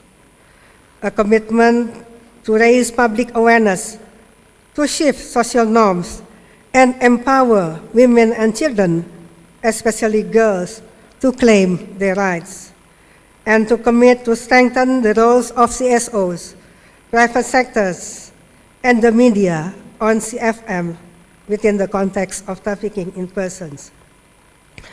Let this launch be the beginning of deeper regional solidarity. Let us work together across ministries, sectors, communities, and borders to ensure that no child is trapped in a marriage and trafficked in silence. As the project lead, I thank you for your presence and support. May today's launch lead us into more meaningful action that brings lasting change to the lives of those we serve. Ladies and gentlemen, in this opportunity, I would also like to take this opportunity to extend appreciation and gratitude to Australian Mission to ASEAN Act, ASEAN Secretariat, the ACWC Technical Working Groups, dialogue partners, CSOs, international organizations, and those who have contributed tirelessly, relentlessly, and who have brought the expertise to the development of the guidelines, and most importantly, to survivors and community voices whose life experiences have shaped our understanding and approach. The guidelines may well be used to advocate, educate, and increase awareness of our frontline responders our community and relevant stakeholders on the issues of child and forced marriage in the context of trafficking. I would also like to take this opportunity to thank our organizer for today's event. Once again, thank you very much for your presence, for your support, and your kind attention, in person or online. Terima kasih sekali lagi. Wassalamualaikum warahmatullahi wabarakatuh. Waalaikumsalam warahmatullahi wabarakatuh. Thank you so much, Your Excellency, for your thoughtful reflections and for your leadership indeed in addressing the child and forced marriage in the context of human trafficking. Ladies and gentlemen, esteemed representatives and all our distinguished guests, we have now reached the conclusion of today's official launch event. Thank you for your active participation and enthusiasm throughout the session. Once again, we would appreciate receiving your feedback on the launch by scanning the feedback form available on your desk, on the screen, or in the chat box for online participants. The forms is also available in multiple languages. On behalf of the organizing committee and everyone involved, I would like to extend our heartfelt appreciations for your presence, valuable contributions, and continued engagement. With that, I now officially announce that the launch is closed.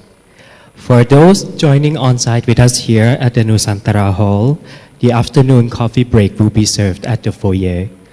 And for those who are joining us online, we thank you once again, and we wish you a pleasant afternoon ahead. Thank you, good afternoon, and See you again. Terima kasih.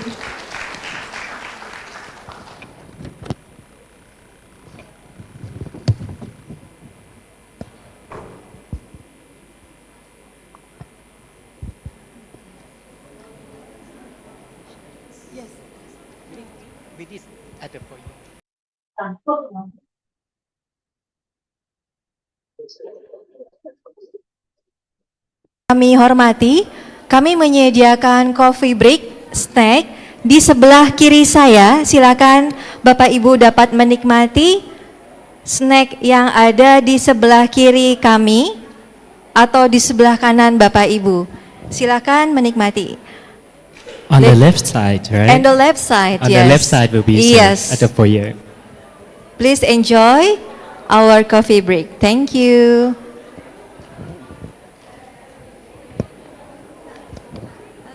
Yeah.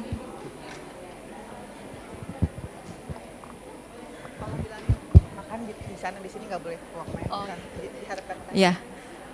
And we kindly remind you that for the food, please enjoy in the foyer, not bring to the meeting room. Thank you so much for your attention. Dan kami mohon perhatian Bapak dan Ibu sekalian, untuk makanan harap dapat dinikmati di ruangan yang telah disediakan dan tidak diperkenankan dibawa ke dalam ruangan meeting. Terima kasih.